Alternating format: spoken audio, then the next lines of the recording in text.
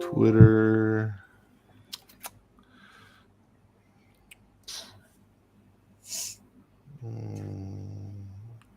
Quote tweet.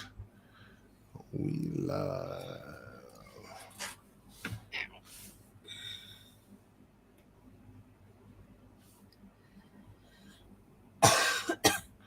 So what have you guys been doing?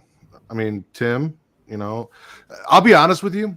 I thought that the whole Bloodline Entertainment Network thing was just like that.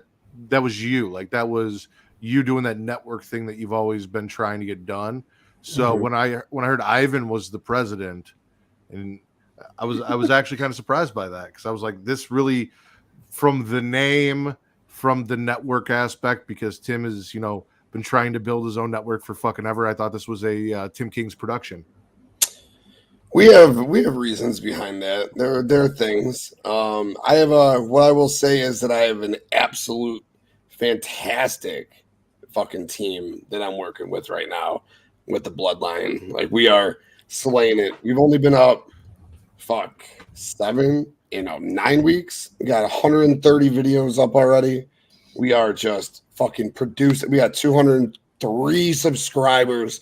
We got over 300,000 YouTube impressions. Like, I'm not trying to sit here and toot our horn by any means, but fucking, and I can never take credit for that. Like that's just something that I can never take credit for. The team is just fucking impeccable. Nick is amazing from the Universal Wrestling Podcast. He is so amazing. Devin from the Clark Street Wrestling Podcast is that dude. He is him, dude. And then we got Ivan, and we got Dom, and we got De Niro. But we got other people like Dylan, dude. Dylan does all of the website graphics for me. Do you know how much time that Dylan from the World Elite Podcast, Dylan A. Bear, you know how much time he saves in my life from just doing all those graphics? Fire graphics, dude. And Bakley, dude, with his stuff. And we got Greater now, and JD, and my boy Streets. It's just, and all the other writers. It's incredible. I'm lucky to even, you're right. I wanted to do this for so long, and I don't care that we're not calling it a president. At the end of the day, names are just there for structure. You know what I'm saying? I love this network and what we're doing, and it's slaying it, baby. So are you an EVP? I am not, because that's some stupid ass shit that only. Yeah, for sure. Well, I'm 100% introducing you as the EVP of the Bloodline Network now. So you son of a bitch! I won't take it. I won't take that shit. No. But no, we're killing it. I mean, the website's slinging it, banging, dude. BloodlineNetwork.com. It's sports, wrestling, entertainment, all of our video, all of our audio, everything we do. Katie's got 2 articles on there. Or Fight Forever, Wrestling Soulmates are on there. Go check it out. We're doing big things over there, man. Part 3's been in the works for about 6 months. Hello, Jessica. Hello, Will. Hello, Allison. Thanks for joining us. I'm trying. Fuck it. I'm ready if you guys are. I'll run the intro. Ready, baby. No, I listen to it all the time. I tell all my friends to Smack It Raw.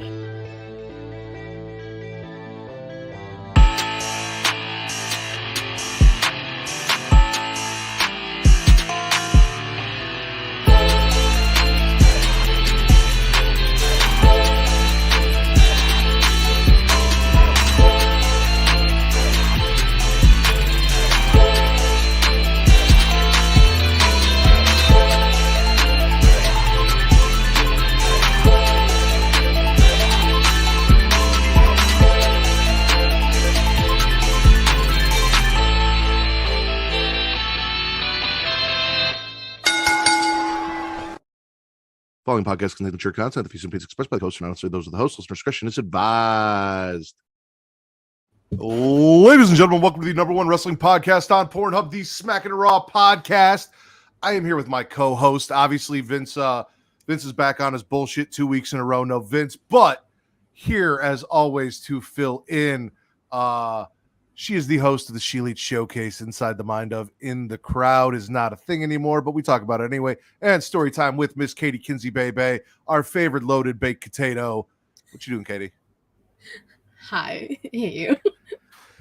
And host of the Tim King Show, even though he said not to say it, EVP of the Bloodline Entertainment Network, the sexiest, graveliest voice in podcasting, and my own personal Sarah J of wrestling podcasting, Mr. Tim King. How you doing? Yo, what's going on, my brother? Katie, so nice to see you both. Thanks for having me back on Pornhub. I guess I should thank Vince for not being here since I got the gracious invitation in his stead. So thank you, Vince, and I am pumped to be here, baby.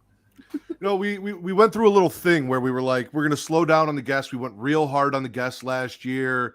We were going to slow down, try and get our chemistry back, the three of us. Vince was a big proponent of that, and then now he's just stopped showing up, so I've had to get guests. So, you know, it is what it is. But shout out to Jessica Joseph 14. We're doing good. I'm doing good. I know you guys are doing good. We got Will in the chat who stopped playing Tears, a little bit of Legend of Zelda, to come hang out with us. Allison said that Katie is the Pornhub Poppy now. True. He's changing your name in his phone to the EVP. And the president that, you know, you are the executive vice president underneath. Ivan from Circle of Debate, a sexy banger for sure. TK in the building. Nipple Mania is going to be running wild on the hub. What's going on, Ivan?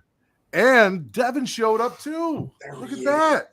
Speaking of sexy people with sexy voices, I got him all embarrassed on that stream you guys did when I talked about how I wanted him to, you know, read obituaries to me in that voice and still be sexy. Jesus. He's got a beautiful voice. He does. He really does. Those It's very smooth, velvety nice. tones. But I've been doing good, guys. Everyone's doing good. Yeah. Happy. Great, Yeah. doing great. I'm happy to be here. Like I You said, happy, see Katie? your face. I got to meet you.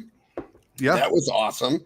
I randomly said in our chat, like, my fucking PlayStation hasn't worked in 9 months. You're like, I got an extra PlayStation. Let me check with the wife. Shot on over, got to give you a hug, fucking met you for 30 minutes. I mean, is there anything better than that? So that was cool. And the house is way more done already than it was when you came over. So when we hook up again, probably next month, you'll be able to come check that out because I'm doing The house something was every fucking beautiful, weekend. bro. I Thank said you. to you, congratulations. I didn't say it live, but damn, you're putting in the work in that house, dude. It's beautiful, man. Beautiful. And our soulless Ginger Bakley is in the chat as well. What's up, man? Dirt Sheet Dan is here. The leader Katie, of you the happy? You doing good? GWO. What? Are you happy? You doing good? Yeah. Okay. Why? Well, I know you had a little bit of solo action last night. Now it's Devil's Three-Way again for you. So I didn't know, you know, all that back to back. How you're feeling? Mm-hmm. Little solo Katie last night for about what, 30 minutes, 40 minutes?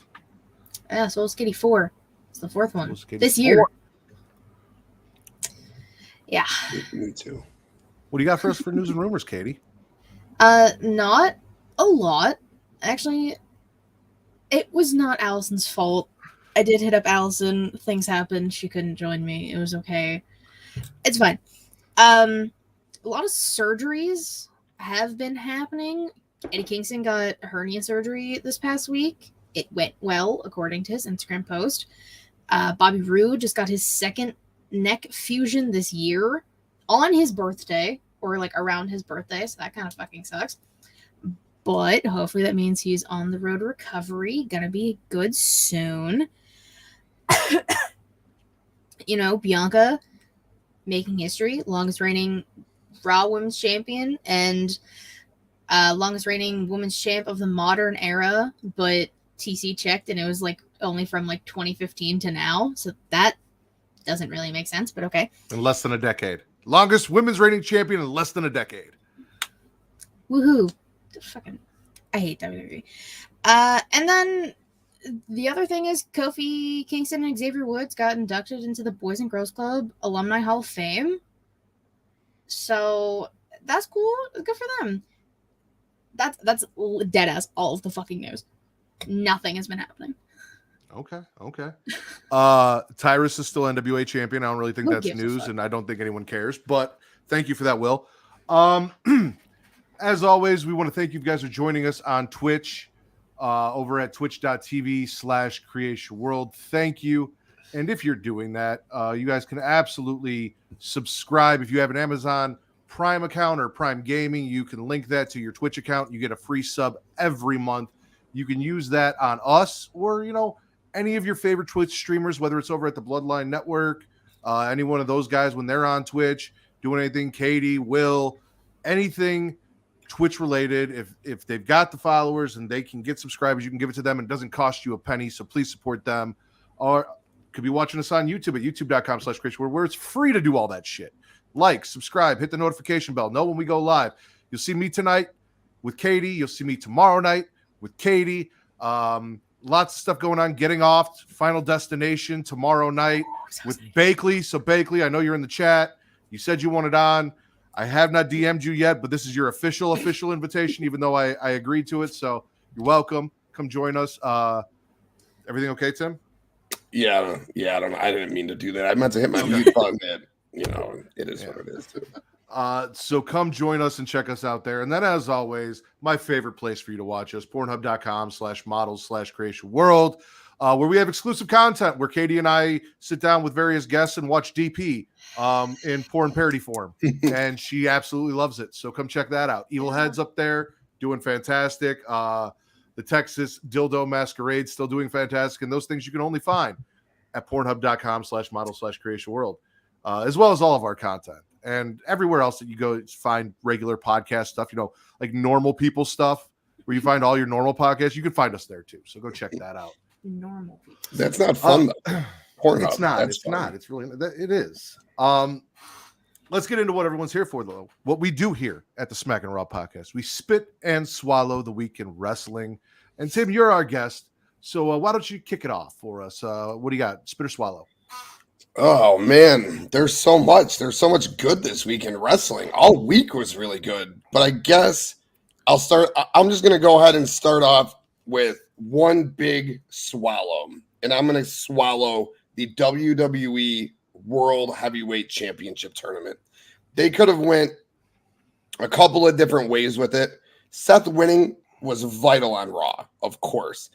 Edge, they could have went that route with Edge winning tonight. But I love that they did AJ instead. Seth has to win this belt. His story has been putting people over for the last 3 years. He lost at WrestleMania 3 years in a row. He lost this match. He lost 3 matches in a row to Cody. He lost this. He lost that. People are saying Seth needs a story.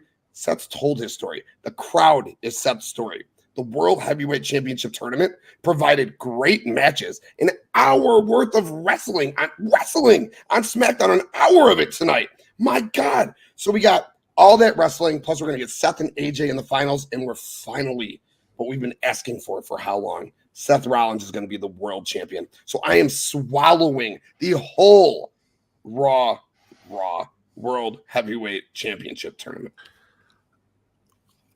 In quotes. It's not. It should just be Raw, but it's WWE. Brand splits are a thing. They're not real. Yeah, the triple threat matches we got, Priest, Rollins, Nakamura, fantastic. Miz, Balor, Cody. I knew Cody wasn't gonna win. That's not his fucking story. Y'all just need to relax. He'll get his time. He'll get the title. What? When you say y'all, you're referring to me because I've been a big proponent that I don't believe in the fantasy booking we've been hearing on the internet because I don't trust WWE to do the right thing and make things make sense. So I am we. So when you say y'all, that's me. So I'm taken aback by you yelling at me on my own show, Katie. You yell at me all of the time. On my own show. Yes, I yell at everybody on my show. It's fantastic. That's why I have basically partly my show now. Well, fair enough. I'm on this network probably more than Vince at this point. It's close. I mean, he does have that little bit of edge with Creation Conversation and Spit or Swallow. So I also work during the day, every day. I'm just saying, he a little bit of an edge, but neither nor there. Regardless, all of the triple threat matches were great. I kind of expected Bobby Lashley to go to the finals against Seth. I thought that would have been really cool to see. But I'm kind of happy it was AJ. You know, we haven't seen AJ in quite a bit. He was injured. I didn't expect him to be back yet and actually wrestling, especially when he got drafted. But yeah, everything with the tournament I've been fine with, and we actually got legitimate wrestling for a lot of the shows this week. So that's always a plus. I'm not going to lie to you guys. The World Heavyweight Tournament is like the majority of my WWE news on both shows. I took more notes for Dynamite than I did anything else. So when he being Tim, pronouns, I believe those are his pronouns. I'm not going to assume. When Tim said, you know, the whole tournament, like that ate up most of Raw and SmackDown for me. So let's get a little more in depth in that. So we got Cody opening up in what he calls his home, you know, where AEW was the home during the pandemic, wanting to make new memories in front of this crowd. His focus is the World Heavyweight Championship now, and he's ready to kick the tournament off. First triple threat match. And again, I said I wasn't a huge fan of triple threat matches, but it worked for me. Seth defeats Damian Priest and Shinsuke Nakamura to move on. I personally think, outside of Austin Theory, that the SmackDown six-man or triple threat matches were a little bit bigger than the Raw ones. Don't get me wrong, I love me some Shinsuke, but Seth beating Damian and Shinsuke didn't feel as big to me. Same thing with Finn defeating Cody and The Miz because of the way Cody went out as like the opening match on SmackDown. But Finn defeats Cody and The Miz. Brock obviously not happy that he got busted open and looked like it was that time of the month all over his face. You know, maybe Sable went for a ride. Who knows? Took out Cody. Finn gets the win. Brock puts him through the announce table. Asks Cody, what do you want to talk about now, bitch? Yeah, he definitely said bitch. And then he said, I want to talk about myself. He's really mad. Cody made a mess of his face and wants round 2 at Night of Champions. Then we got Finn versus Seth in the main event. We have seen this before. We've seen it. It's always good. You know, it sparked a lot of talk and discussion about what would have happened if Finn had won the Universal Championship and not gotten injured and where his career might have been now. And here he is losing to Seth and Seth moving on into the finals. Crazy. When we move over to SmackDown, AJ Styles defeats Rey Mysterio and Edge. Again, name-wise, probably the biggest triple threat match in this entire tournament. You have 2 Hall of Famers and a certified future Hall of Famer in 2 companies competing.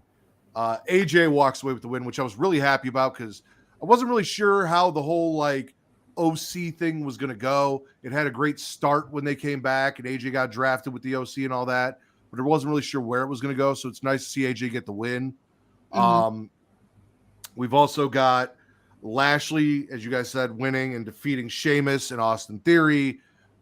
Again, on the side of the triple threat match as far as, I mean, Theory's in it. Yeah, I love me some Sheamus, banger after banger. Tim knows all about bangers.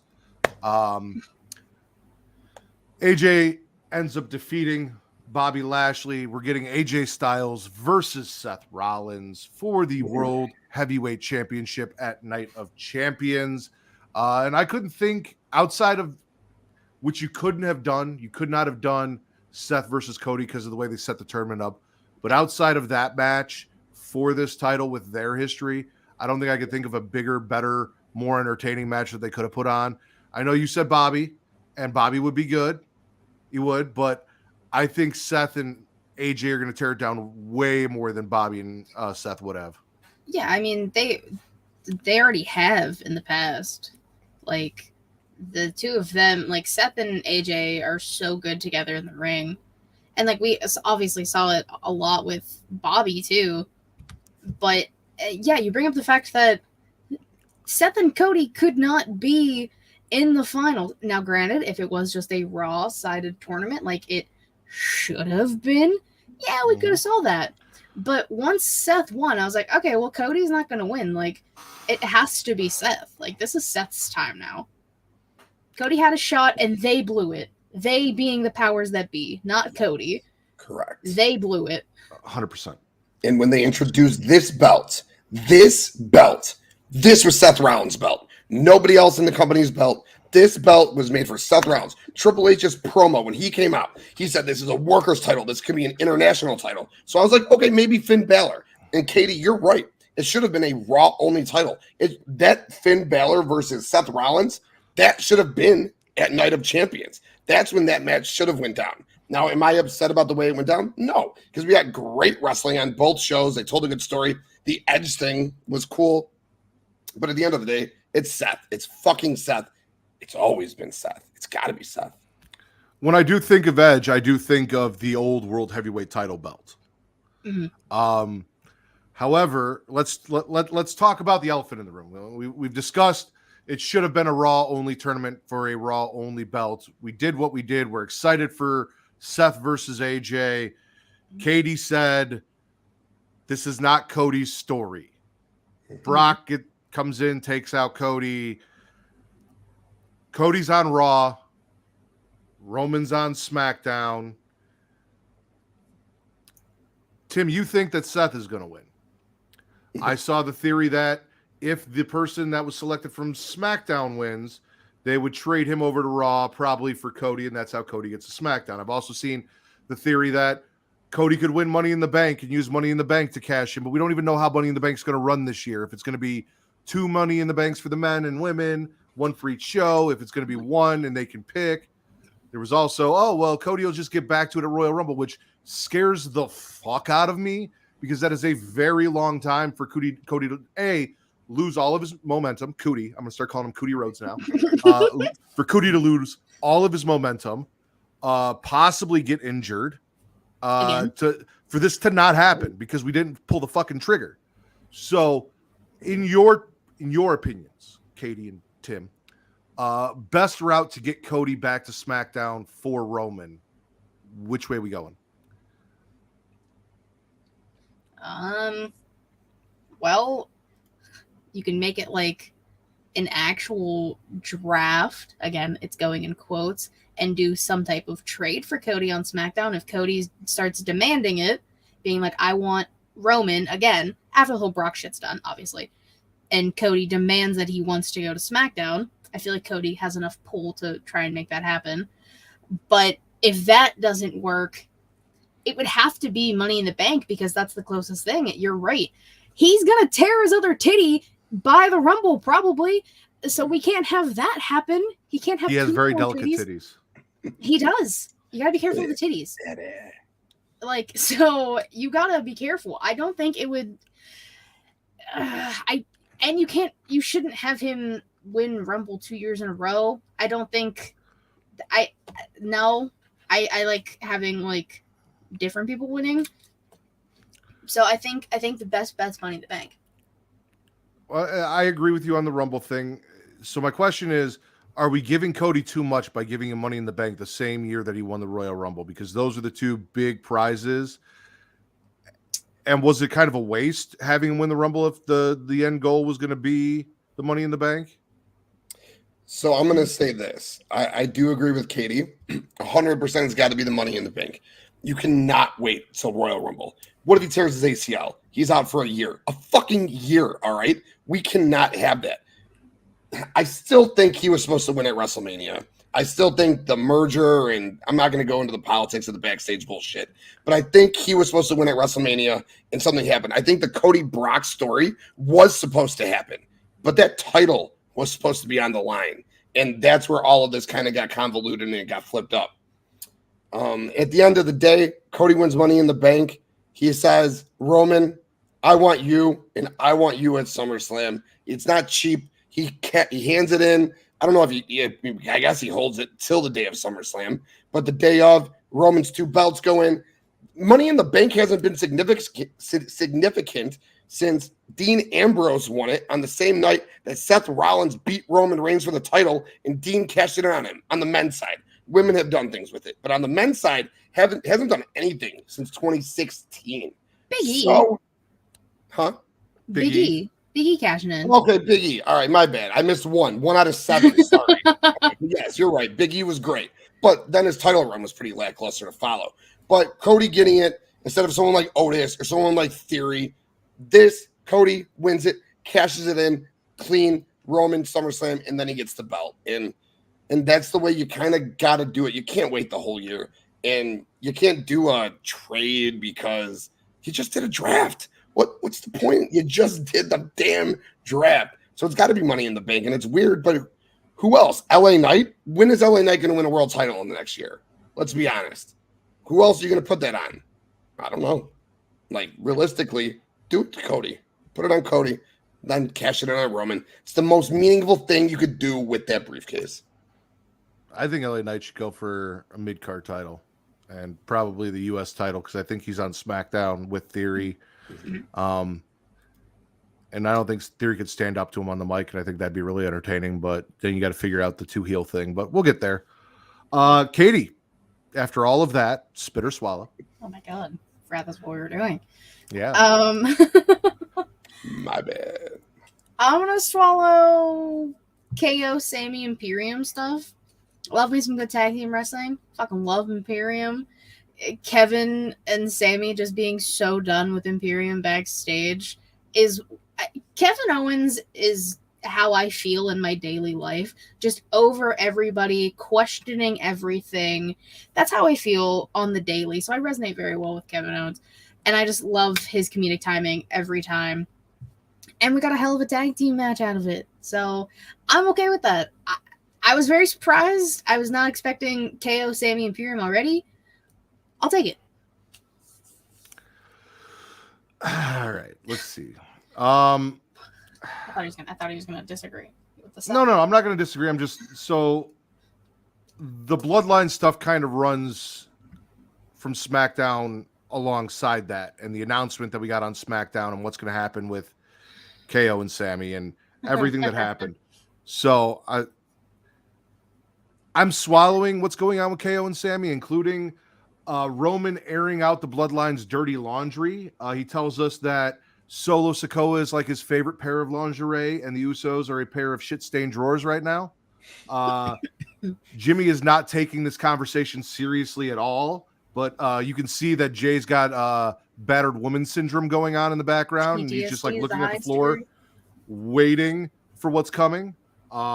Roman does his little Goodfellas impression and shoves Jimmy. Jimmy's getting ready to get in his face, and Jay's like, no. He's hit me before. I know what's coming. Calm down. I'm sorry, Daddy. I'm sorry. I didn't mean to. Just can you give me another chance? We'll figure it out. And Roman's like, no, Paul, tell him what's going to happen. And Paul Heyman walks out and says,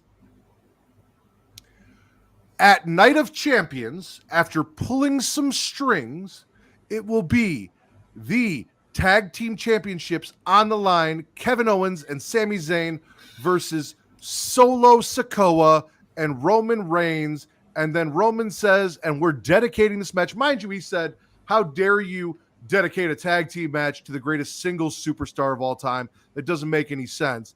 Then he says he's dedicating it to the greatest tag team of all time, the Wild Samoans, Afa and Sika, and looks his cousins in the eye as he tells them, you're not as great as your uncle and your daddy, or my uncle, your uncle, my daddy, and your other uncle, because their daddy's Rikishi. Yeah, they're all everyone's it's Roman's daddy. Yeah, you're not as good as my daddy. He was a better tag team, and just really embarrasses the Usos while setting this up. And this gets to living on the Tribal Chief Island is blissful. This gets to something that Allison asked us earlier on. There's a lot of things that need to be fucking figured out, and it's not getting figured out fast enough for me. I don't know what's going on with the tag team titles. We have 2 sets of tag team titles, and they're doing another match for both sets of tag team titles, not for the SmackDown tag team championships. Now, mind you, Night of Champions is not tomorrow, so this may change. Something may happen, whatever. But this is, as far as I know, for both tag team titles, which means that if Roman and Solo do win, Sikoa, both tag team titles are then going to go to SmackDown. So what are we fucking doing here? Rhea Ripley is on Raw with the SmackDown Women's Championship. Bianca Belair is on SmackDown with the Raw Women's Championship, having a celebration. We'll talk about those separately. We're not going to get deep into that. We have the NXT Women's Tag Team Champions on the main roster. The fuck are you doing with your championships after this draft? I mean, something. Give me something, anything, just some information that you have a plan of what the fuck you're doing. Because we've been waiting for you to split championships up, and you haven't done it. You created one title. Roman's still walking around with two. I don't know if he's still both champions and we have 3 heavyweight champions, or if it's just one undisputed champion. And then why does he still need 2 belts if that's the case? Why don't we? I don't know what the fuck's going on, but I want to know. I'd like to know, so please, because Backlash is come and gone. So now it's time to start getting shit straight. I don't know what that's like, but no, Roman has to have 2 titles because he's got to swing his big dick energy around. That's the only thing that makes sense as of right now. Whatever.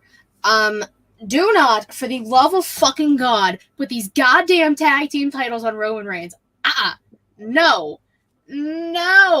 This man, no. I need the Usos to grow a fucking pair, step up to the man, take him out. Beat up your baby brother, for fuck's sake. Like, Solo has wreaked hell on all of y'all without y'all knowing. He could have ended you guys, what was it, 2 weeks ago? But then, stoners get involved and things get convoluted. But, like, that was the direct message. Jay almost got the spike at Backlash, so I'm going to need the Usos to pull up to Saudi Arabia and fuck over the bloodline, because no. For the love of God, do not. I'm with you on the island, but being on the island of relevancy, the Bloodline Island, doesn't mean that I'm going to be happy that I have no idea what the fuck's going on with any of the championships in the company, why a Raw championship is being competed for with SmackDown Superstars, why Roman still carries around 2 belts, even though it's only one show, what's going on with the tag team titles, what's going on with the women's title. The only thing that they have straightened out is the Intercontinental titles on Raw and the U.S. titles on SmackDown. That is literally the only belts that make fucking sense right now. That is it. We don't even know if, like, the women's main roster tag team titles with Giant Gonzalez and Liv Morgan are just women's main roster tag team titles, or if the fucking Team Firecrotch and their tag team titles are also main roster tag team titles. And if those are Raw and SmackDown, like, I don't know what's going on. We don't have answers. And Will is 100% correct. I have said this. Everything got fucked up. I didn't want to say his name. That's why. Everything got fucked up once this man came back, and this is the curse of Riddle running wild all over the place. I didn't want to say his name. He's evil. I don't want that evil up on me. Oh no, I need to know. I can't. I'm not a just enjoy that. I need to know. I need to know. Yeah. I'll finish off what I have for SmackDown. I am going to swallow what I'm proposing possibly is the title of tonight's episode, despite the thumbnail. Asuka spits and Bianca gets a facial at her party. That's a very long title. Well, it's either Asuka spits or Bianca gets a facial. We'll figure it out.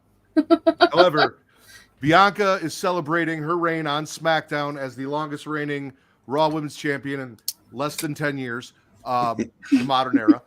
Yep. Asuka comes out immediately, gets in the ring, not satisfied with the way things went at WrestleMania, and I don't blame her, because I think we all kind of thought this was Asuka's time. There were a lot of things on night 2 that didn't satisfy me properly, including this. And spits right in Bianca's face, gives her full-on facial. I mean, covered her more than I've seen porn stars covered on the videos that I watched before we started this episode. Matthew. Just absolutely fucking plastered her. She's in the back. It's in her eyes. She can't see. It burns. I mean, she's from fucking hairline to fucking breastbone, just plastered in green mist. Clavicle. Breastbone. I think it was a little below the clavicle. The clavicle's here. It was down here. Just above the titties. Shirt on.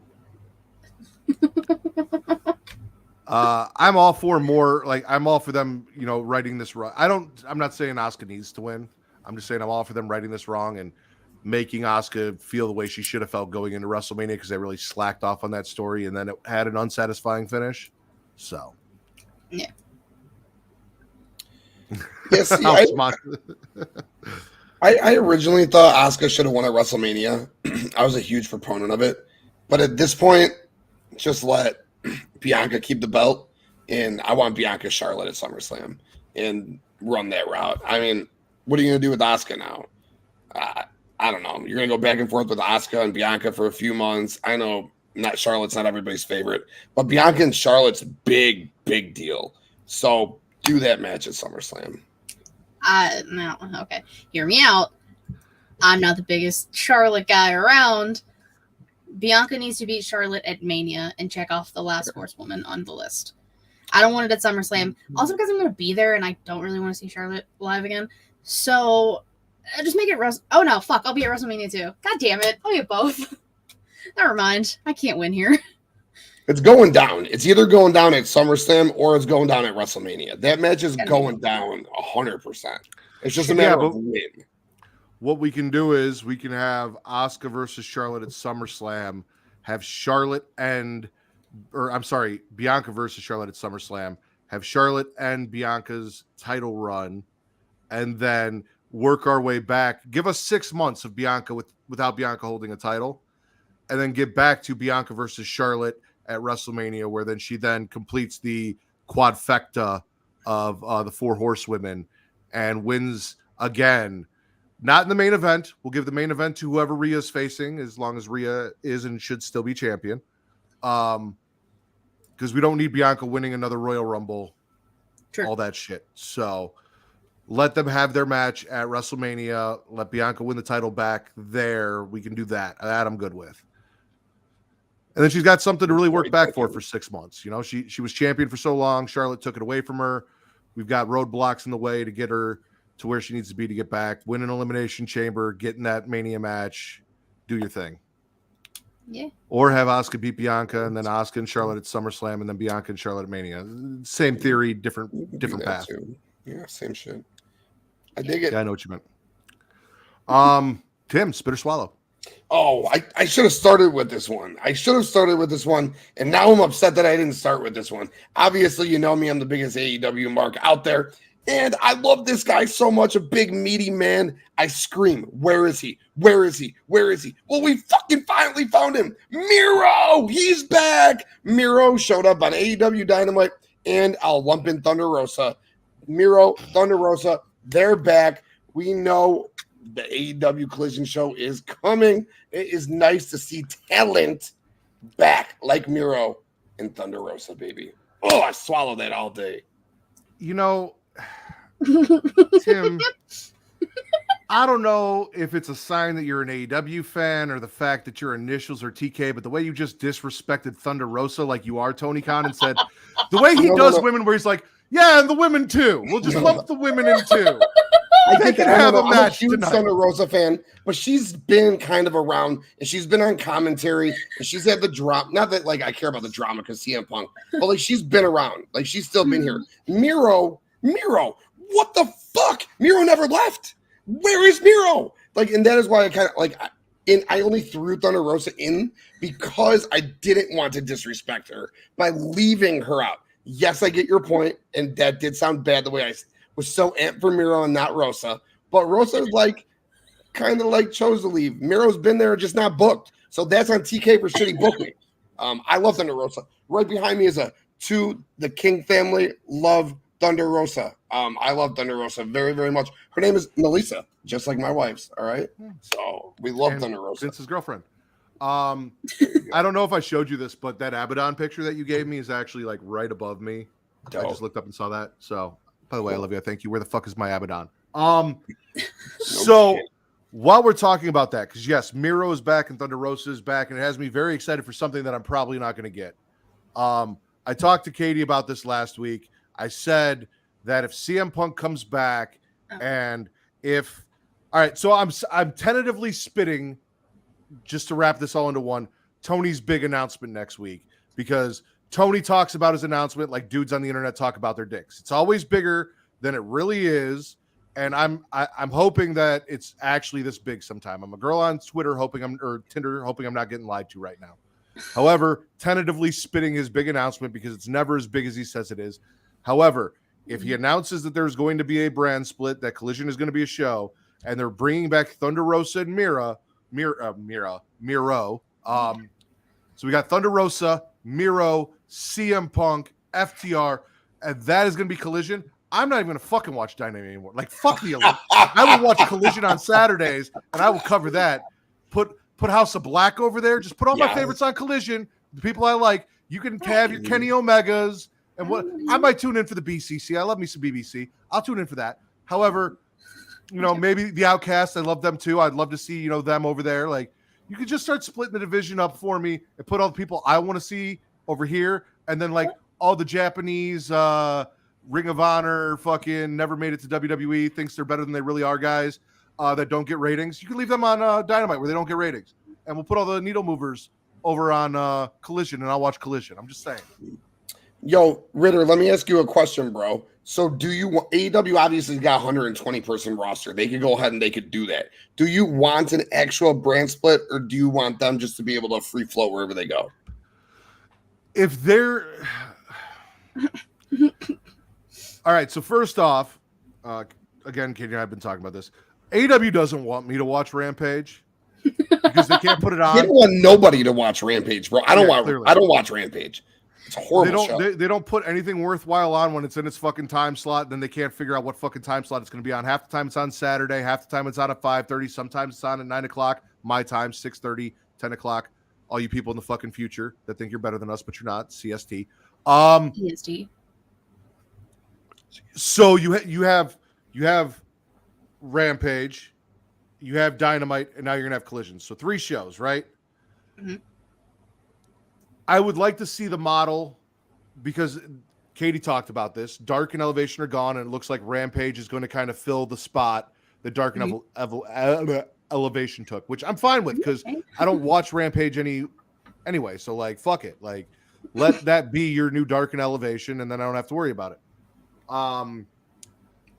So if that's the case, and there are backstage issues, and then I would absolutely, with the 120 person roster, do a full-on brand split. You have enough championships at this point. You move the international championship to one brand, leave the TNT on one brand. I don't know what the fuck they're doing with MJF and the 4 pillars. So we figure maybe you have a floating champion between both brands. I'd be fine with that. Where the heavyweight champion, the women's champion can go back and forth. Or maybe all of the champions can go back and forth, but separate rosters, and they'd have to figure out how they do it. But if they do it, please do it right. I don't want to see people that are drafted to or a Collision exclusives on Rampage doing shit. I don't want to see that. Unless, as I've said with WWE, if they show up, they get kicked out of the building, they get arrested, you make it make sense for the story. So that I know that they're not supposed to be there, and we're not ignoring that there is supposed to be a brand split. Like, make it a real thing. Then I'm absolutely okay with it. There are plenty of people on that roster, like Miro, like Thunder Rosa, that we have not seen, that I would love to see more of. So having these shows and making it focus on those talents, so it's not, the BCC monopolizing time every week, or the Elite monopolizing time every week on both shows. We can focus on separate entities. Then I'm all good with that. Yeah, give it to me. Katie, what about you? I don't know. Because they're not going to do it right. I already know. It's Tony Khan. It's something will get fucked up in some way, shape, or form. There'll be more backstage drama that'll ruin a bunch of things. I was surprised to see Miro. That I did not expect in any way, shape, or form. I heard no rumblings. And same for Thunder Rosa. Like, nothing. Last I heard, she was still dealing with her back issues. Miro just hasn't been on TV. So I was very surprised. But once I saw them, I was like, oh, okay, so CM Phil's show is going to get some Miro and some Thunder Rosa. Yeah, because they're not... They really just said, I'm here. I'm going to demand some time with Tony Khan. Poppy Khan, as Thunder Rosa said. Or Poppy Tony, Sorry. No, I'm excited because then if Thunder Rosa does not go to Collision and she stays on Dynamite, I would love to see the interactions with her and Britt, which Britt said she will work with her. Like, she has said it on numerous occasions. It's work, and she will deal with it.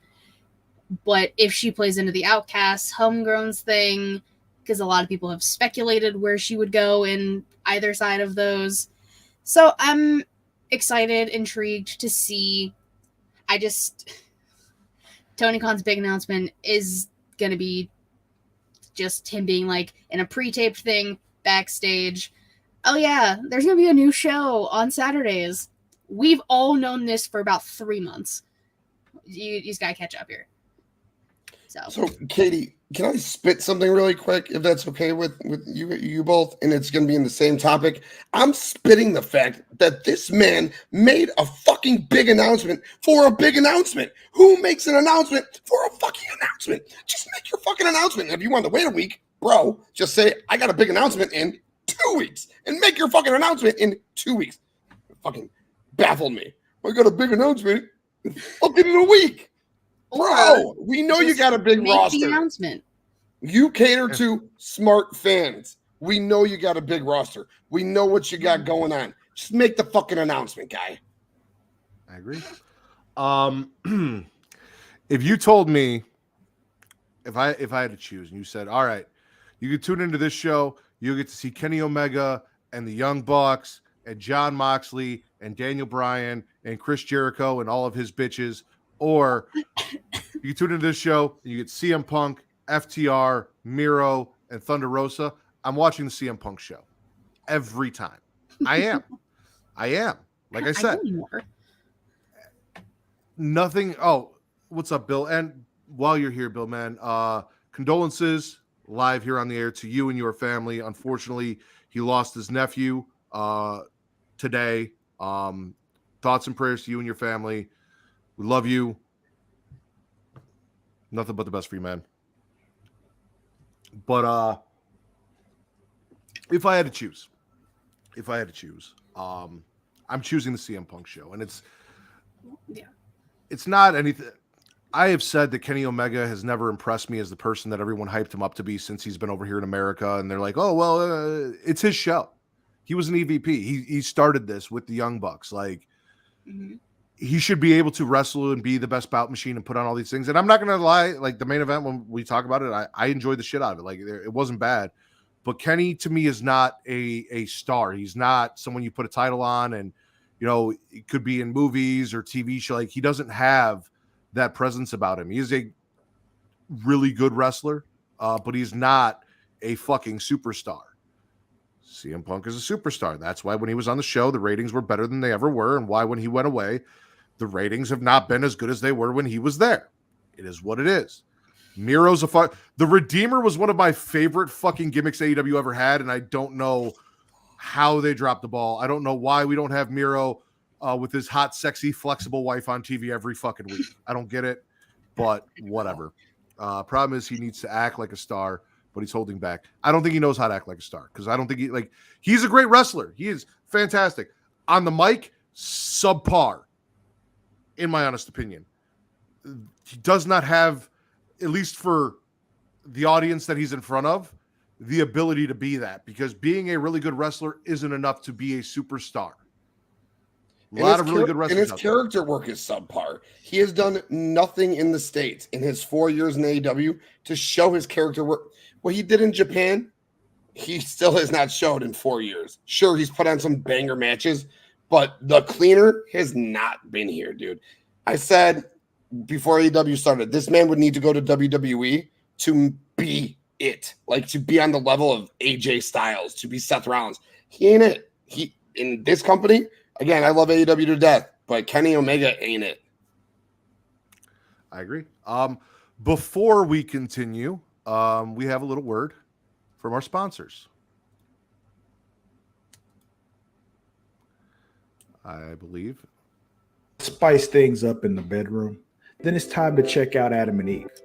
Because you see, Adam and Eve is the leading adult toy store that offers a wide range of products to help you explore your sexual desires.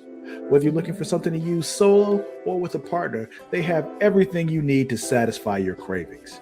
From vibrators to lingerie, bondage gear to lubricants, AdamandEve.com has it all. And the best part, you can shop with confidence, knowing that all their products are of high quality and backed by a 100% satisfaction guarantee.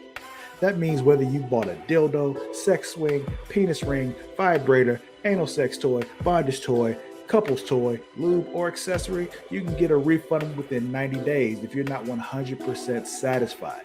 No questions asked. And right now, as a special offer to our listeners, Adam and Eve is giving you 50% off almost any item on their website. That's right, 50% off. And if you act now, you'll also get free shipping. So go to adamandeve.creationworld.com and use the offer code erotica at checkout. That's erotica at adamandeve.creationworld.com for 50% off almost any item and free shipping. Don't wait. This offer won't last very long. The link is in the description. Attention dog lovers. Are you looking for high quality products to spoil your furry friend? Then you need to check out dog.com. Because you see, dog.com is the go-to online store for all your dog related needs. They offer a huge selection of dog food, treats, beds, and more. Plus, they have products for all types of dogs, from puppies to seniors and everything in between. And the best part, you can shop with confidence knowing that all their products are made with your dog's health and happiness in mind. Dog.com only stocks top-rated brands that you can trust, so you can rest easy knowing your dog is getting the best. And right now, as a special offer to our listeners, Dog.com is doing a big warehouse clearance sale. And all you have to do is go to dog.creationworld.com and you can get up to 80% off on all sorts of items like toys, treats, bones, harnesses, bowls, leashes, and anything else you can think of. So go to dog.creationworld.com and take advantage of this sale right now. Spoil your furry friend with the best products from dog.creationworld.com today. Link is in the description. Are you tired of feeling sluggish and unfocused throughout the day? Then it's time to try Dubby, the ultimate energy source. Dubby is a powerful, clean energy drink that is designed to help you stay alert and focused no matter what life throws your way. Whether you're a student, a busy professional, an athlete, or especially a gamer, Dubby can give you the boost you need to take on the day or the night. It also contains important aminos and vitamins that canned energy drinks simply don't have. And the best part, Dubby is made with high quality ingredients and is completely sugar-free, maltodextrin-free, and is keto-friendly. So you can enjoy the energy boost without any of the crash, jitters, or angst that comes with traditional energy drinks. Simply mix Dubby with water and you'll have a delicious, refreshing energy drink that can help you power through your entire day. And with a variety of flavors to choose from, including Galaxy Grenade, Beach and Peach, and Dragonade, you're sure to find one that you love. So go to dubby.creationworld.com and order your Dubby today. And for a limited time, use code Creatia at checkout to get 10% off your order. That's Creatia at dubby.creationworld.com for 10% off. Try Dubby today and feel the difference. The link is in the description.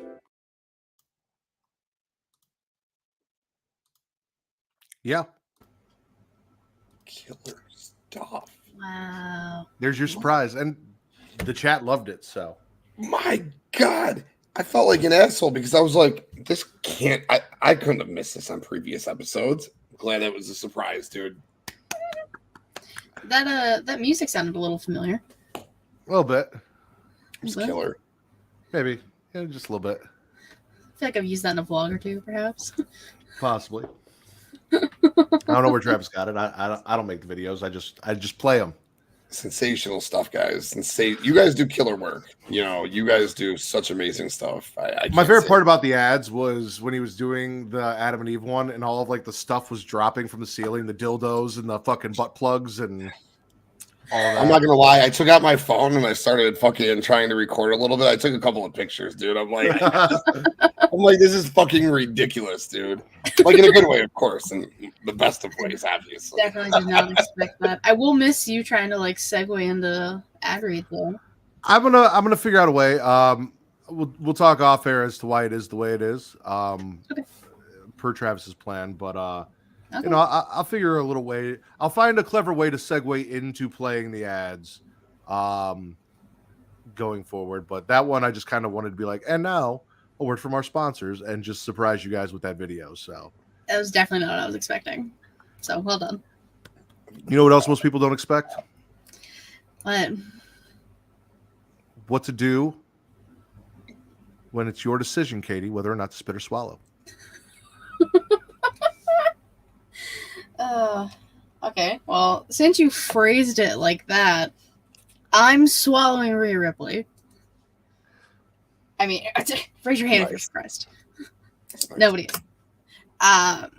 Mommy all day, every day, twice on Mondays, because that's the show she's on now. She had a match. I'm not excited about Natty being involved. I don't care about the boat, the fucking Titanic. I don't care. Dana Brooke had a match. Okay, she lost. People were petitioning. Whatever. But Rhea was on TV and she won her match and she looked fantastic and she looked great at Backlash. That's all I wanted. That's all I needed. So Rhea gets a swallow. Rhea gets a spit because of Dana Brooke and the squash match and Natalia. I'm counting all of that. For me. No, I am. You can. Yeah. Dana Brooke getting squashed by Rhea, and then Rhea putting her submission in, and Natalia making the save, while Rhea still holds the SmackDown title on Raw. All a spit to me. You know what? I have 7 spit. I have 7 total spits this week, and because wrestling was just so good, I had to like try to find them. At the top of my spit list, fucking Natalia. Fuck off. Fuck off. I get it, Saudi. You need someone to go represent the women's division. I get it, but fuck off.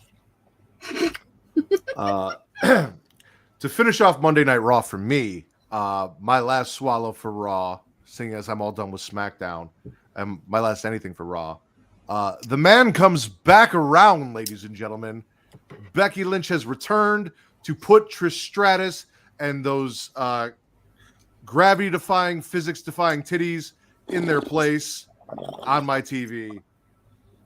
And I absolutely loved it. Trish talking shit, Becky just there behind her, ready to go. I'm all about Trish versus Becky. Give it to me in a singles. Yeah, duh. You think that's going to happen at Night of Champions, or you think they push that off till SummerSlam? I don't know.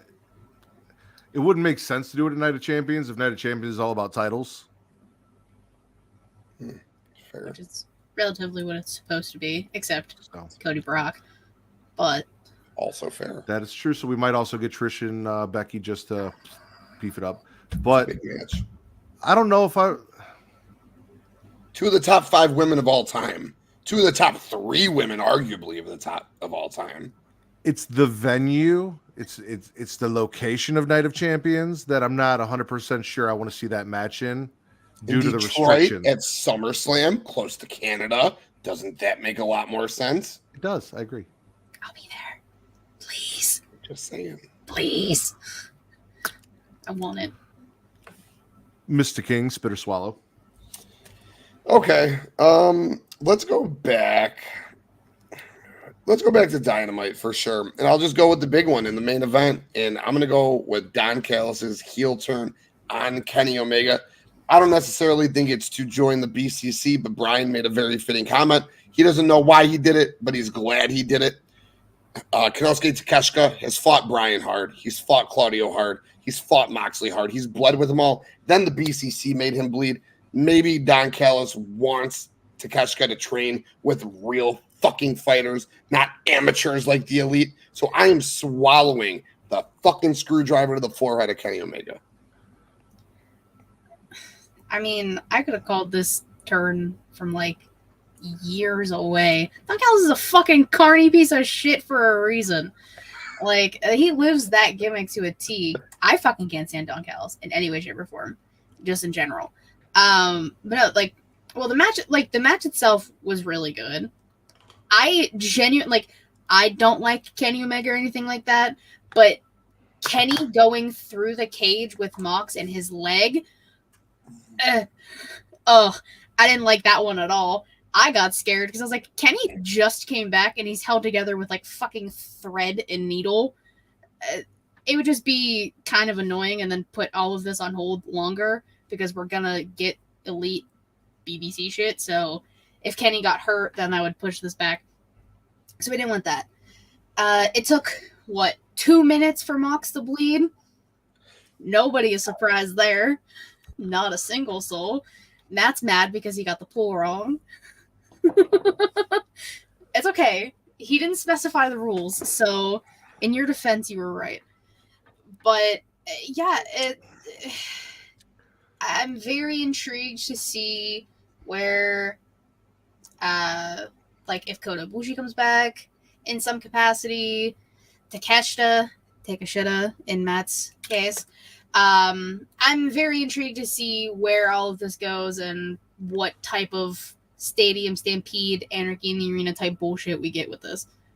Because it has to be. I'm interested to see who and what Dakota Ibushi is all about. Would be very interested in that. Mm-hmm. Also, Takeshita needs to shit or get off the pot and figure out who he's with. Is he with Don or is he with the Elite? Is that what he wants? So I'm swallowing the whole cage match. It was a car crash of broken glass, twisted metal, and Mox's blood, as usual, as you guys said. People shoving things down into Kenny's face, and like Mox with the turnbuckle, or if you look at our thumbnail, something definitely else not that. That you can get from AdamandEve.com. The screwdriver to Kenny's head, all that. Did anyone else notice that Kenny has yellow armpits, and I'm not sure why? What? I made a note that Kenny had yellow armpits. I don't know if it was like a bruise, but it looked like his armpits were yellow as shit. And I'm like, you dirty motherfucker. How do you get yellow armpits? Is it like a waxing thing, or? I don't know if it's a waxing thing. Maybe it was a golden shower in the back before the match to get him ready. He's a golden lover. Maybe he likes golden showers. Maybe that's part of the golden lovers. Like, it is what it is. Is that the golden rule? The golden rule is the golden shower before a match for the golden lovers. There we go. I wish that wasn't too long for a title because that would be fantastic. Wow. That would be great. It'd be like a sentence across your screen. You know what? Because of what it is, I think tonight's title is just going to be Rule 34 with that thumbnail. Okay. Episode 293, Rule 34. I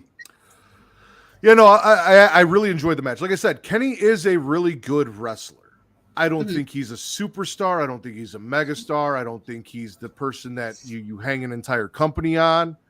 But he's a really good wrestler. He put on a really good match. He probably lost a testicle.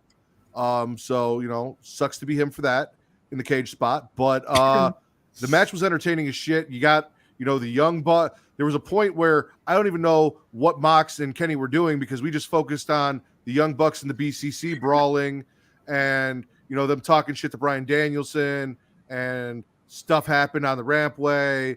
And we just forgot that there was supposed to be a match. Again, I lost the over-under because I said over 5 minutes because I thought it was going to start when the brawl started, not when the bell rang. So I got fucked by Will, and not in the way I enjoy Will. This was not a pleasurable fucking on your part, but neither here nor there. Swallow. God, that's a hot video. I hope that's on Pornhub somewhere. Please share the link. It's in the Patreon. You can get a small taste of it if you go watch the Evil Head watch along. Don't do it. Don't do it. Are you pulling Will's hair a little bit, or how's that? Obviously, it's not the other way around. You have to watch. I had a beard there. He could have tugged on the beard.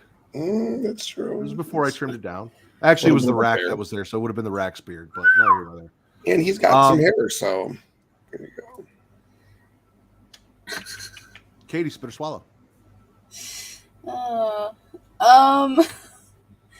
I'm swallowing. Yeah, I guess I'm swallowing it. Tiffany versus Gigi. I really want Gigi to win. I know you're gonna spit it because you want Gigi to win, but realistically, Tiffany's probably gonna win the whole fucking thing. Tiffany or Cora Jade. That's because Roxanne already had her time with the title. It's probably not gonna go back on her. That's probably what's gonna happen is Tiffany. I mean, I do like Tiffany now. Since she came back, she does have one hell of a moonsault, way fucking better than the Charlotte. She fucking smokes her. But like, I just really wanted Gigi to win. But like, I still liked the match. I mean, so much women's wrestling on NXT. Which is why I'm spitting it, Katie, is because not only did Gigi lose, but what the fuck are we doing? Like, Gigi Dolan can't buy a win. You know, she's got that giant Instagram famous ass that's probably worth $10,000 fucking dollars if it's insured. And even with that money, if she cashed it in, she couldn't buy a fucking win right now. And I don't understand why she's constantly losing to JC. Now she's losing to Tiffany. She didn't even make it out of the first round of the tournament. Like, I'm fine if Gigi doesn't win the whole tournament. Okay, whatever. But she loses in the first fucking round. There was nobody that we could have put her against that she could have beat. And then moved at least to the next round and lost to Tiffany. Like, what the fuck? Like, she could have beat Fallon. She could have beat Kiana. Like, You're gonna beat JC. You could have just done Tiffany Roxanne and JC Cora or JC Gigi right there and then in the first round on the same side. yeah. Pull the trigger right there. I get So it. I get what you're that saying. was a spit for me, Katie. However, I'm going to swallow from NXT. Braun Breaker saying fuck the fans and fuck this interview. He's going to put Trick in the same hospital that he put Mello in. Mello sees that, gets up, leaves the barbershop, even though he promised he wouldn't. And the barber's like, hey, you probably, shouldn't go anywhere. He does. The big bad booty breaker breaks Trick, wins the match. Mello tries to save him and then gets his booty broken. Why does my man have to keep going for these goddamn springboards? Mello, baby, what are you doing? You're getting your ass speared in half every fucking time. Mello gets his booty broken. Also, another good title. True, true. So many good Listen, titles. I enjoy Mello Braun. I'm really enjoying heel Braun. It was the change of pace that he needed. I think heel Braun and heel Cora together could be really fun. Just as like the dickbag real life couple. Love me some Mello. I don't know how I feel about babyface Mello. I don't know yet. Especially, doing dumb shit like a springboard and then getting his booty broken in the middle of the ring when he was already broken and wasn't cleared to be out there in the first place. Bad decisions. Shouldn't be making. Yeah. Mello don't miss, but he got hit. That's the title. Everything we say now is just the title. Yeah. Keep writing them down. Mello don't miss, but he got hit is definitely way too long for a title. So yeah, I'm swallowing that. Oh, Katie, yeah. you wanna swallow Mello? Yes. Braun? Yeah. Trick Williams too. Fuck yeah. I'm actually very impressed with Trick Williams. Like, he put on hell of a match with Braun. Because we don't really see Trick wrestle. He's just Mello's right-hand man, so he's just mainly on the mic. But Trick can go. I was actually kind of impressed. What? Have you spit yet this episode? No. Are you planning on spitting it all this episode? Yes. Damn it. Why? Because as you were talking about that, I had a thought for an actual like real title that I thought would be fantastic. Episode 293, Katie Swallows Everything. Oh, oh shit.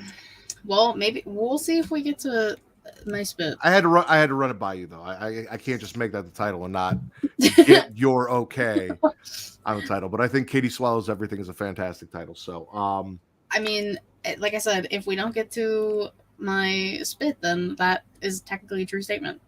okay. Tim, what about you? You swallowing everything? You got some spits for me? No, I'll go ahead and spit. I won't keep swallowing. There is, just like I said, a couple of spits, obviously the Rhea Natty, but that's not what I'm spitting. I'm spitting Christian Cage, Christian, whatever the fuck you want to call yourself. Why? Why the fuck is this man the number one contender for the TNT championship? You had War Daddy take the belt off of that big, beautiful man, Powerhouse Hobbs. So you had all that meat, right? Hobbs should have kept that belt. You have all that meat, continue to bang it out until Double or Nothing. Instead, Wardlow versus Christian. Are you fucking fist fucking me? You tease me with Wardlow versus Luchasaurus, which I'm okay with, right? I love Luchasaurus. He's a great big guy. He works at big guy, 6'4", but for that company, he's a big guy. He works great in the ring. Now he's a good heel. He's got a good look. Fucking Christian. Fuck. Big time spit. I agree. I just put spit. Christian's promo didn't hit. Like, he was fucking up. It didn't work for me. None of it made sense. I was not a fan of anything Christian had to say. So that was my spit. But you didn't make it. You're just. I technically did not make it. That is true. I'm agreeing with Tim. I'm getting real fucking sick and tired of Christian bringing up these people with some daddy issues. As somebody with daddy issues, I'm getting real fucking sick and tired of this man. I wanted Evil Barney versus War Daddy.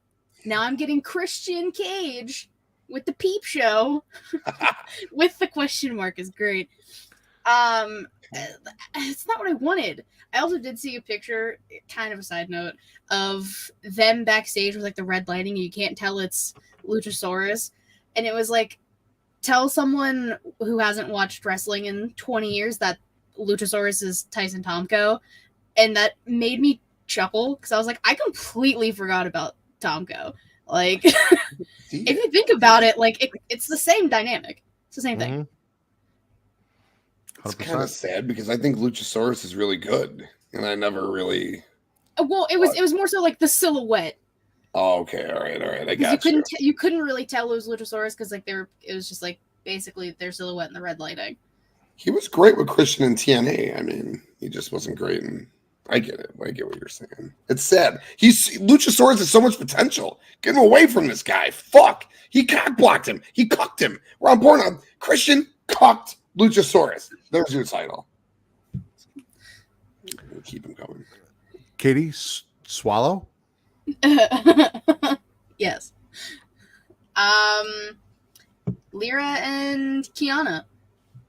Like I said, I got a lot of women's wrestling on NXT, and I'll never not be happy with that. I love Lyra and everything she's doing. I'm trying to think about the bracket. It would probably be her and Cora, which is the match that we've kind of been like.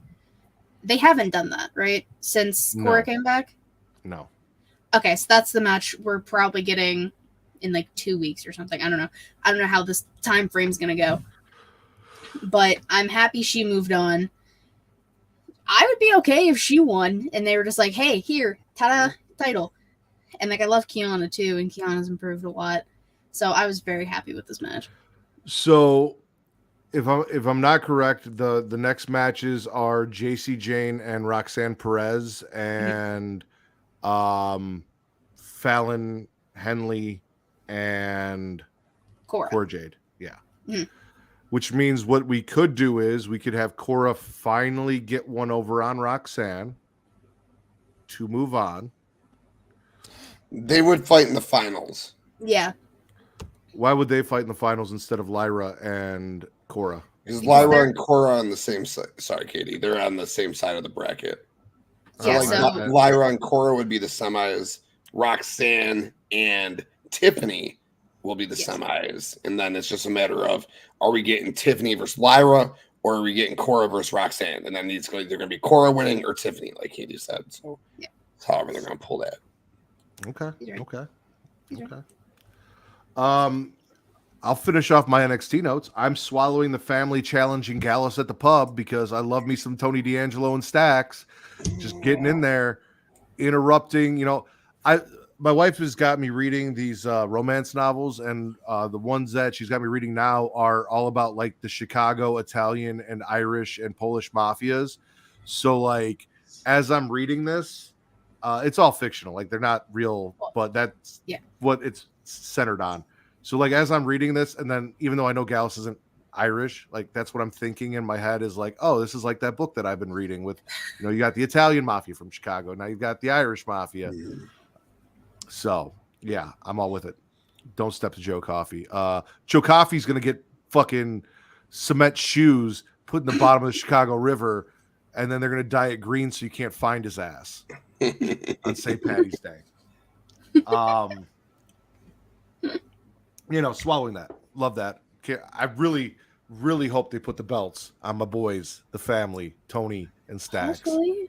Belt those men. They deserve it. They definitely deserve it. Stacks is a fucking beast, and Tony D obviously deserves it.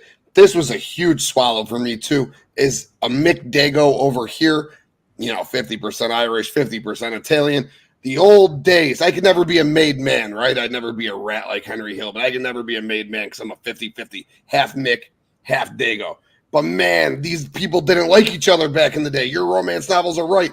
When my mom first started dating my dad, he's like, why are you dating this fucking Mick?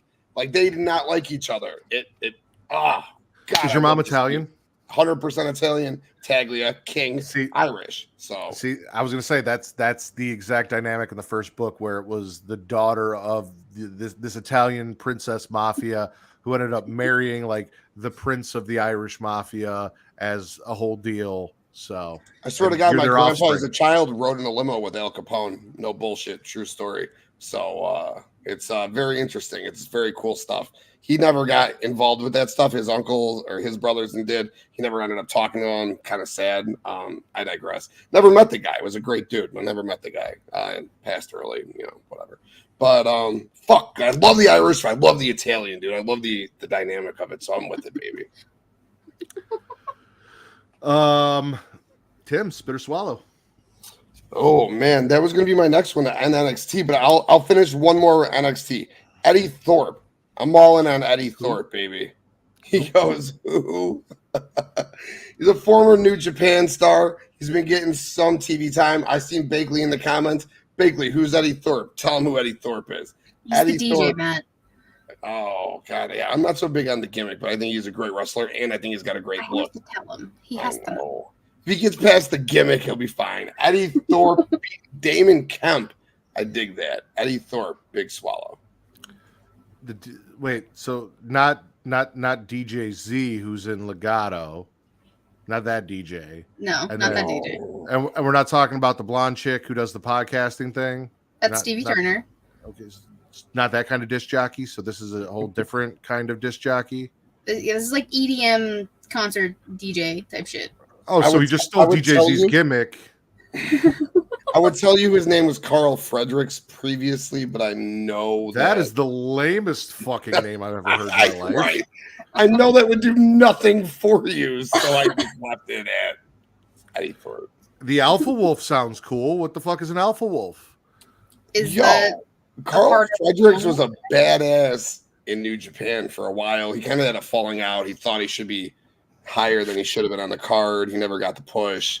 And, well, he's in NXT now, which is why I'm swallowing him, because I was a huge fan of his in the other promotion. I love just trying to explain to Matt sometimes. So, like, you know how when you're in wrestling, they ask you, like, two of your favorite things, and you bring those two together, and that's how you get your name, Yeah. Carl Fredericks, when he came up with this, is he like a huge like Carl Weathers and Fredericks of Hollywood fan? Like, what the fuck is? I don't know. Let's see. I wonder if his real name's Carl Fredericks. Probably not. Yeah. Well, according to Wikipedia, his real name is Carl Fredericks. That's a damn shame. He probably got bullied as a child. Carl's one of those names that you don't expect children to have. Carl. Like, when you say Carl, you don't think of a child. You don't think of like a 5-year-old name. That's a grown-ass man name. That is Who's not the first Carl that you think of? I think of Carl Weezer from Jimmy Neutron because I'm a child. I think of Carl Weathers. And I think of Carl Winslow. There we go. Yep. So that's my Carl. Wow. So I opened up my browser because I was going to look to see if there was an actor with the last name Fredericks. I was blanking. And the first thing that popped up was the dildo that I had because it was still in my browser. and then I typed in Fredericks, and when I typed in Fredericks, all that comes up is like PDS Hooters uniform, Secret Desires, Quarter Cup, Spicy Lingerie, all because of Fredericks of Hollywood. So like I've just got a bunch of lingerie here on my phone, and I'm a little distracted. So Katie, spit or swallow? While you explore that, I'm gonna swallow Julia Hart and Anna Jay. No holds barred. Okay. That's the noise I was making the whole time I was watching that match. But anyway, continue. Yep, I was waiting for that. This has been a feud that has been brewing for a few months. It's been kind of on Rampage, kind of on Twitter. Oh, that's why I didn't know about it. Yeah, I know. Well, I got to see I get to see part of it live when Dynamite was here. But they, you know, like they used to be best friends. They both think they each joined a cult. Anna with the Jazz Holes, Julia with the House of Black. Spooky witch cult. I mean, that kind of makes sense. But their match was great. I was happy. Julia Hart got the win. I really need people to start learning these lyrics to her theme song so we can all sing along.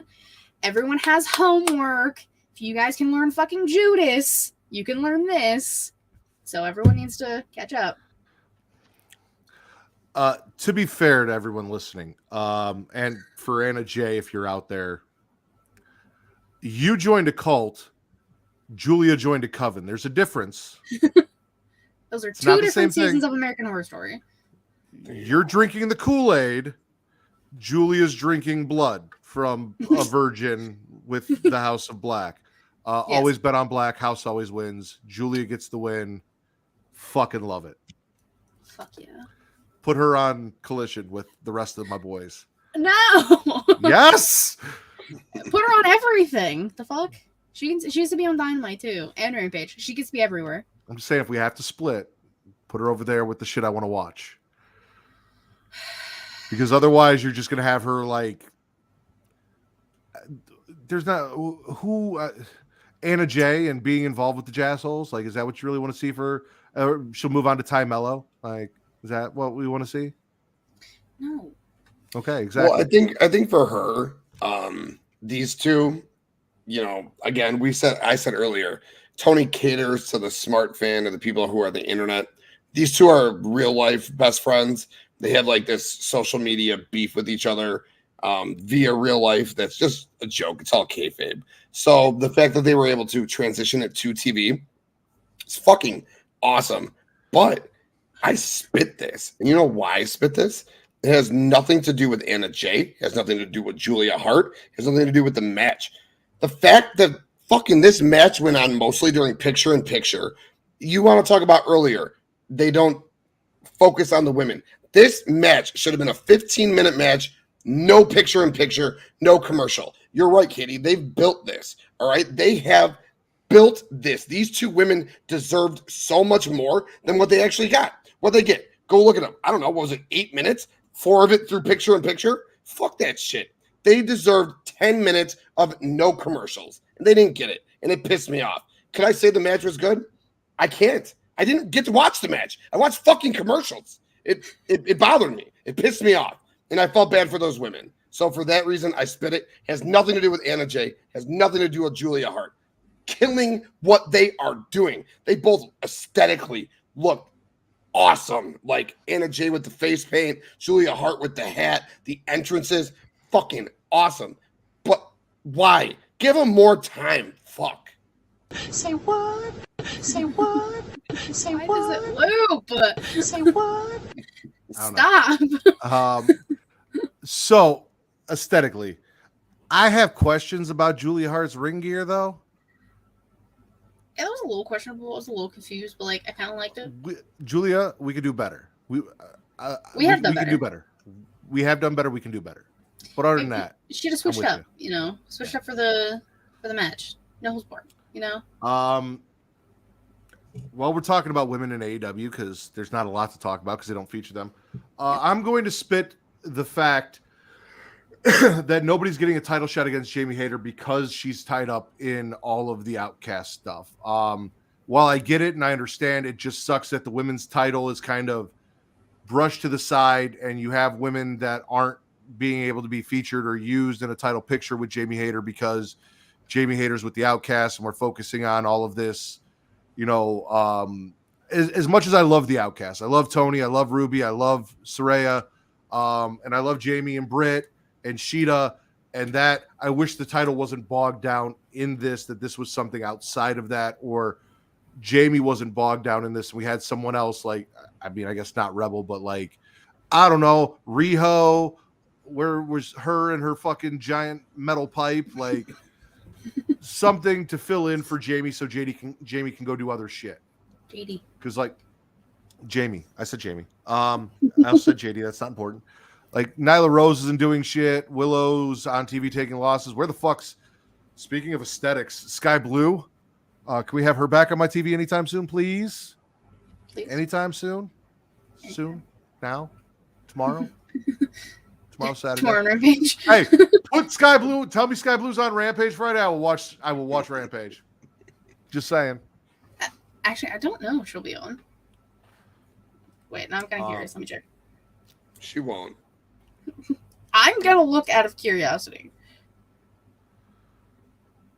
Katie, It's probably not gonna show me. Yo, it's that time of the show where you're in charge. Tim will go, then you'll go, and then I'll be back. okay. So Tim, spit or swallow. Oh, cool. Katie. Oh, so I got a couple of goodies left for sure. But I'll go back to Monday Night Raw. I love this woman. She is a fucking tank. All right. Zoe Stark. And what a debut for Zoe Stark. It sucks that she had to run through Nikki Cross. I don't know what that means for Nikki Cross in her future because Zoe ran through her. But I love the debut. They made Zoe look really strong, and I like that. Yeah, definitely like the fact that they're doing really well with showcasing and utilizing the NXT call-ups. Like, Zoe had an interview and then a match. Pretty Deadly showed up on SmackDown and, yes, boy, their way into a match for next week, which I love Pretty Deadly. That was hilarious. I laughed so hard during that. Dude, it took a while for them to grow on me, but like I'm definitely about it. And like Indy backstage with the Way and them like kind of just showcasing them bit by bit. The Grayson Waller effect and the Cameron Grimes quick win over Corbin. Great call-ups. Oh yeah, they're 100% doing this way better than I thought they were going to, because I really thought they would fuck it up, because that's typically what they do with NXT call-ups. But no, they've all been utilized and showcased pretty strong. Even just like having, as Matt deems them, Team Firecrotch watching the tag match backstage, like looking like they're about to cause chaos in the women's division. So, well, there you go. I don't watch Ring of Honor. That does me no good. I do a show on Thursdays. I don't got time for anything else. I watch wrestling like crazy, and I still barely watch Ring of Honor. Ring of Honor and Impact decided to go on Thursdays, and that was the only day that didn't have wrestling, so I gave up. Katie, swallow? Yes. God damn it. I'm really just like, yep. We were on the topic of House of Black. I'm swallowing the, what is it actually called? The open house. Yeah, open house match. I called it like 4 different things yesterday. I don't fucking know what I was saying. Lights out, somebody called it because like the lights were dimmed. You called it House Rules. I was close. I don't know. I liked the match. I like the fact that the now deemed Best Amigos, because Orange Cassidy is just a tired champion and just a tired man, which same. Renee also agreed. But it was, average or best friends, as you call them, and Bandito. And their rule, because every trio gets to create their own rule for these matches, is they said no witches allowed. No but spooky witches ringside. No spooky witches ringside. Julia Hart just finished her match. I was like, oh, Trent, baby, you blew it. It would have made more sense after the fact, but I digress. I loved the look of this match, having just like the light on the ring and the competitors, like you could tell an audience was there and you could hear them, but you didn't really have to see them. I loved the aesthetic of that, and I can't wait to see them do more of this. And House of Black is getting more TV time, as they should, as your trios champions. Agreed. I still don't feel like Malachi is the focal point that I think he should be of the group. But I mean, it is a trio steal. I really would like some emphasis put on how important my boy Malachi is and the fact that this is his group and all of that. But fun idea. No Spooky Witches ringside, which could have also been a title, but we're going with Katie Swallows everything. Question mark. With the question mark. With the question mark. So yeah, I mean, I'm with you, Katie. I'm about it. As you should be. You too, Tim? You about it? Who isn't about the house? They were off of my TV for 3 weeks. It fucking pissed me off. Cheap plug. I do AEW power rankings over at BloodlineNetwork.com every single week. House of Black, when I started them 8 weeks ago, were number 2. They had gotten so much TV time, they had fallen all the way to number 13. They're back up to number 12. But fucking Christ, 3 weeks off my TV? Stop it, Tony Khan. That's why we need Collision. But yes, I am swallowing hard the match and the stipulation. And anytime Bandito's on my TV, I'm fucking swallowing. So all of it. I've got 2 swallows left, and I can't believe both of them are on my list. Oh. Because they both involve people that I generally always spit. I'm going to swallow FTR Lethal Jarrett with Mark Briscoe as a special guest referee. The way all of this played out, Dax getting alcohol in his eyes, accidentally, doing what I like to do when alcohol's involved, shoving a man between my legs, and then planting poor Mark Briscoe on his head. Poor Mark Briscoe. The fact that Mark, even though I don't care about Jeff Jarrett, I don't care about Jay Lethal. I understand that Mark is friends with Jay Lethal. He's friends with FTR. They built this camaraderie through their battles, the Briscoes versus FTR. So this being for the ROH titles, which he was holding and had to relinquish, so on and so forth. And no, it's for, is it the ROH? It's for AEW. They don't have the ROH ones. Yeah. So, but still being involved in this whole tag team shenanigans, making the match, being the special guest referee, being torn between 2 friends, and all of that, I'm about it. So I'm swallowing that interaction, side spit the fact that Jeff Jarrett is here. Fuck Jeff Jarrett. It's fair.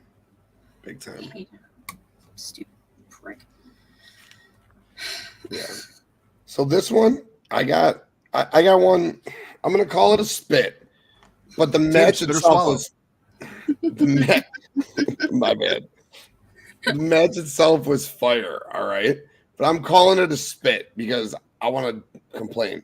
AEW should be AEW. ROH should fucking be ROH. A double Jeopardy match. What the fuck is a double Jeopardy match? They told us during the match, but who knew what a double Jeopardy match was going into it? A ROH double Jeopardy match to start AEW Dynamite is the stupidest fucking thing in the world. I am spitting any fucking camaraderie relationship between AEW and ROH. ROH needs to fucking be ROH. Claudio, drop that belt, all right? Joe ain't on Dynamite. He ain't on AEW TV. He can hold belts over there. Lucha Bros. Either get them off of Dynamite or fucking get them off of ROH.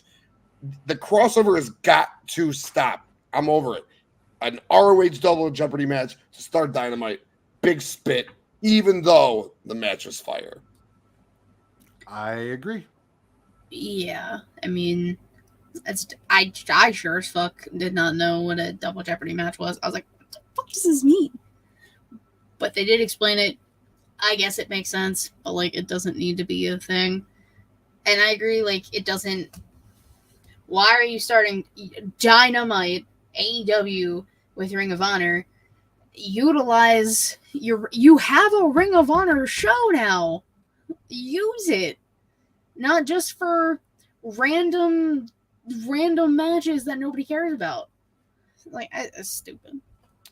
Yo, Katie, in that vein, like Bakley said, Sky Blue just wrestled Athena. Let me fucking tell you, had Claudio just wrestled Phoenix in this double Jeopardy match, where if Phoenix won, he got a world title shot, or if the BCC won, they got a tag title shot, I would have been much more inclined to watch ROH this week. Yeah. Yeah. Katie, spit or swallow.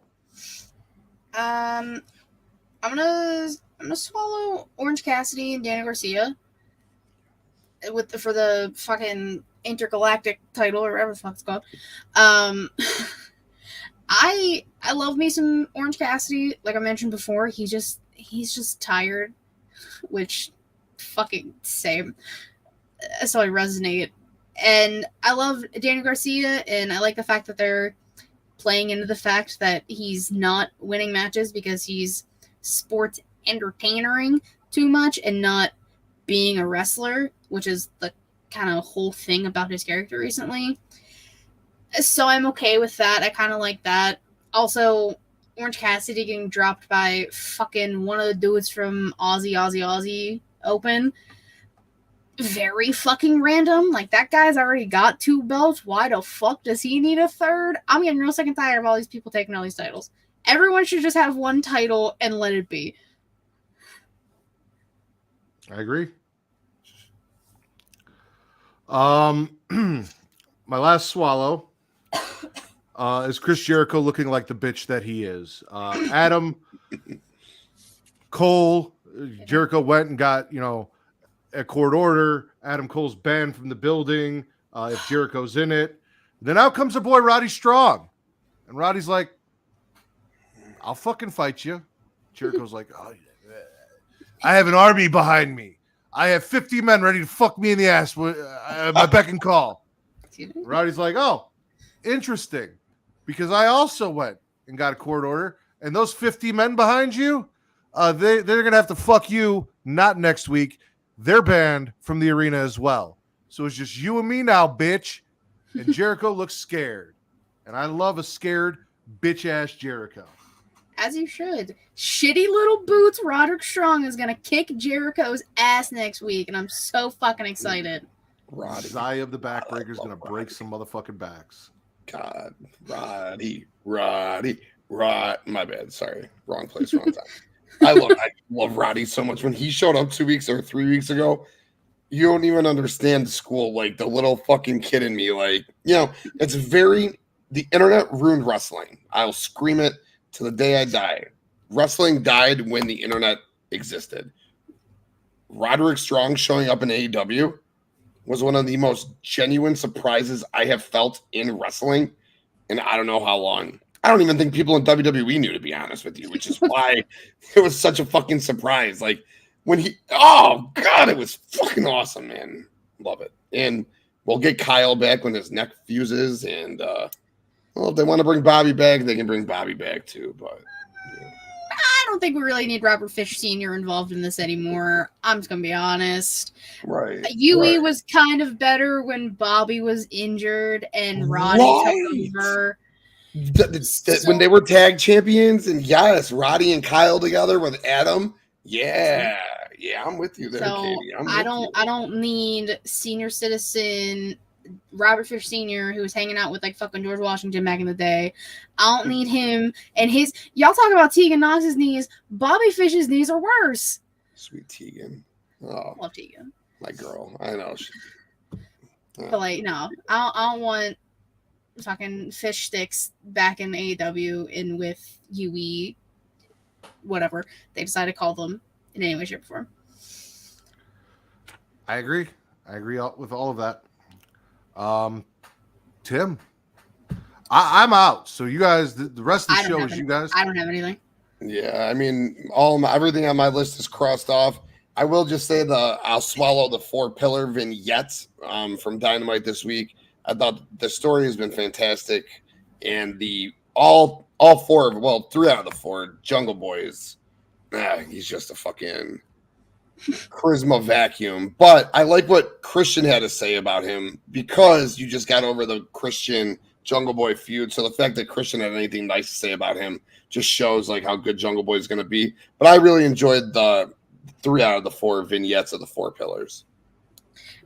I just think it's funny that they all had like someone talking about them, and Max was like, oh, "I'm the best fucking thing in the world." Like, shut the fuck up. Everyone's favorite rap bastard. Let me talk about that. So when Max did his, right? Okay. My wife has a little bit of a thing for Maxwell Jacob Friedman. So I've decided that Really? should like a hall pass be a thing? Never going to be a thing because I could see Max pulling some shady shit. And, Oh, he 100% would. Can't about that. So no, my wife has a little bit of a thing for Max. So I'm sitting here and I'm listening to him, and he's comparing all of the pillars to the Beatles, right? And then he says, "And I'm Paul because I'm the best." Now my wife sings. She loves music. She absolutely loves the Beatles. She smokes. She loves Beatles. Like, it's a whole thing. So I asked her, because she's not watching Dynamite. She's not really watching much wrestling unless it's a pay-per-view and it's on. So I asked her, I said, "Hey, out of curiosity, who's the best Beatle?" She goes, "Well, that's kind of hard, this and that, blah, blah, blah." She goes, "But Paul's my favorite." I'm like, "Of course." And then I explained the whole situation to her, which just made her love him more. She's like, "You're fucking right, he is. Fucking right, he's Paul." And I'm like, "God damn it. Kate. MJF, stay the fuck away from my wife." All I gotta say. Max, There's only one Jew allowed to be in that woman, and it's right here. All right. Jesus Christ. Just puff Knock out the your yarmulke. chest. Take it easy. I did. I will knock the yarmulke off that bitch. Anyway. Oh. Get all mushugging up in this bitch. Fucking right. So yeah, that was a thing this week. But other than that, That was a thing. if you guys got nothing else, we'll wrap it up. Katie, where can they find you? Oh, we're not doing show of the week? Oh, we can do show of the week. I mean, I think are we all in agreement on show of the week? Katie, what was your favorite show of the week? No, actually, I don't know. I don't know why I said anything. I just Tim, didn't what was your want favorite to show of the do week? anything yet. Honestly, I don't know, man. All 4 of them were fucking bangers this week, dude. I thought Dynamite, SmackDown tonight made a great case. Anytime the Tribal Chief is on our screens, plus an hour of great pro wrestling. You know what? Fuck it. SmackDown. SmackDown was my favorite show of the week. Okay. Katie? I'll say Dynamite. Julia Hart and House of Black. I'm with Katie just because I took more notes for Dynamite than I did everything else. Like, there were big things on Raw with the title tournament, and same thing with SmackDown, the Bloodline stuff and the title tournament matches and all of that. But everything else for me was just kind of there.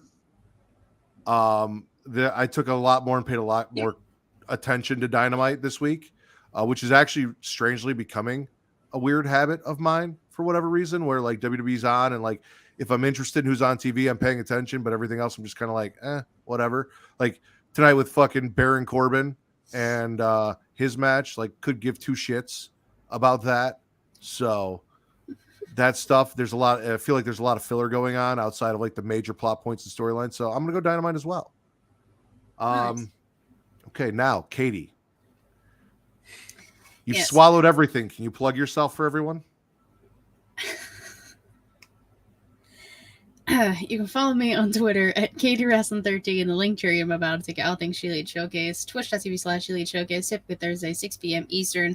YouTube.com/She Lead Showcase. Watch videos because they're way more entertaining. Anchor, Spotify, Google Podcasts, Apple Podcasts if you want to listen. She Lead Showcase is the brand and the weekly show that I do with my co-host Savannah. Inside the Mind, I was an interview series I do. Both Matt and Tim have been on that show, so you can check those episodes out. I'm gonna be honest, I don't know when the next one's gonna be. I haven't hit up anybody. I'm a tired woman. I can only do so much. But there's a new story time out. First time I went to AEW, met Cody Rhodes, called me beautiful, as he should. So that was fun. So that was a little story time I did. There's a bunch of shit on the channel. Go check it out. Everything's on there. Tim, what about you? I know you got That was impressive. a lot of things, a lot of holes to plug for us. So please plug them all. Oh, God, I'd love to plug all your holes, Daddy. But damn, Katie, you're fucking impressive and you're amazing. And Matt, that was fucking weird. Ritter, thanks for fucking having me on, bro. It was fucking a blast. And Katie, thank you to you as well. You can find me at the Tim King Show on all social media. But most importantly, I don't give a fuck about myself. But if you want to find me, you can find the Tim King Show and everything I do exclusively on the Bloodline Entertainment Network. We're on YouTube. Just search it, the Bloodline Entertainment Network. All audio, the Bloodline Entertainment Network, the website, bloodlinenetwork.com. We are your home for sports, wrestling, entertainment, all our video, all our audio, everything we do under one roof. Bloodlinenetwork.com and all our social media at the Bloodline ENT. So check out the Bloodline Entertainment Network. Again, we're doing it big. Ritter, Katie, appreciate you so much. Big like Devin's dick. You guys can follow me on Twitter only at Matt Ridders, MATTRIDDER. Shout out to Clark Street Wrestling. Or at Getting Off, like I said, tomorrow, same time as tonight, Getting Off. We are talking the Final Destination franchise with Bakley and Katie and Juss and maybe Reek if he's free and shows up. Those guys are really kind of hard to get an answer out of sometimes. So we'll see who shows up, but some of the core four will be there and Bakley. So a little bit of Soulless Ginger on your horror podcast. It'll be fun. Creation World Everything. Linktree/Creation World on Instagram, Twitter, and TikTok at It's Creation World. ITSCREATIA World. And creationworld.com. Go check out, if you're looking for networks, you can go check out the Bloodline Entertainment Network. You can also check out everything Creation World and the Creation World Network. We have a website where you can learn more about all of the hosts that one day Katie will be a part of, whether she likes it or not. It is now my goal in life to get her on the website so that Will can get on there because I know he's waiting patiently behind her in line, and she just keeps making excuses not to check out. For everything Creation World, like I said, all of those places, and for everything Smackin' It Raw and Getting Off, you can find all that there as well. Tim, Katie, I love you both. Thank you so much. This has been a fun, fantastic show. It felt really good. I had fun with this one. So, for Fully Loaded Baked Potato and the Tim King Show, I am the patron saint of podcasting. As Dom called me, the quintessential stud muffin of podcasting, the Warden Matt Ritter. And this has been your number one wrestling podcast on Pornhub. You guys aren't going to say bye or anything? No, I was just going to leave. I was just going to go. Oh, I meant to hit the outro, not the back.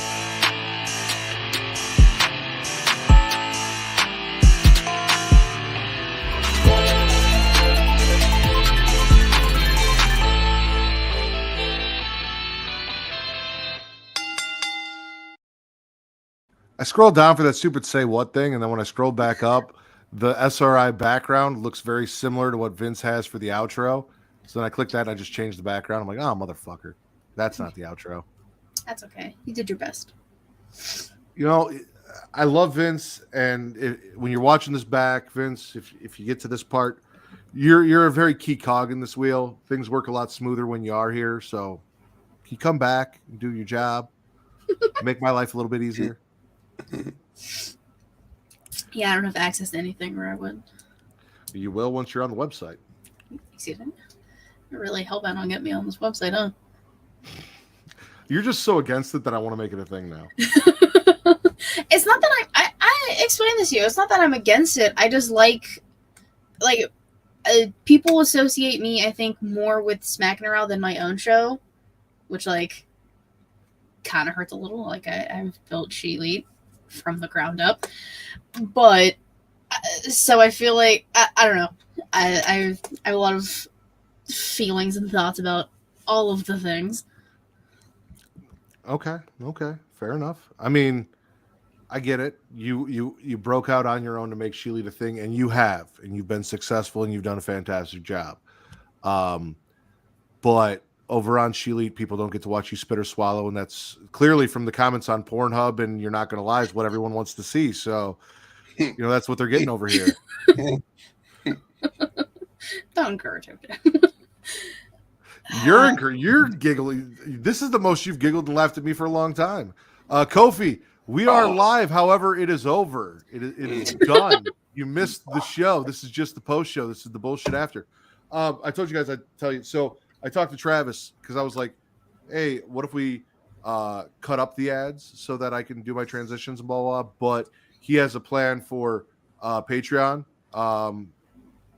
ad free, easier to take out a big block of ads in the middle of the show than it is opposed to little ones. 3. So that's what he told me. And I'm like, I get it. I'm not going to make you do more work, but I'd really just love to figure out a transition and then hit one of them and play the ad. I get it. But also now, like, I can plan to play the ads for when I have to go pee during the show, and that'll just be my out. So there's that too. It's been like 2 shows in a row you've had to go pee. Yeah, I've been drinking a lot more water lately as like good. I'm losing weight and everything. So I've been peeing a lot more lately. You look good. You Thank look you. damn good. I was looking at you earlier, and I was just like, damn, you look. I had good. a 70-year-old woman in Walgreens hit on me this afternoon. So like, I have all of the Mother's Day presents for like my mom, my mother-in-law, for Kate, like all that's settled, done, taken care of. But I didn't have like cards and bags and shit. So I stopped at Walgreens today on my way into work, and I was like, let me get the cards in the bag so I can make everything nice, blah, blah, blah.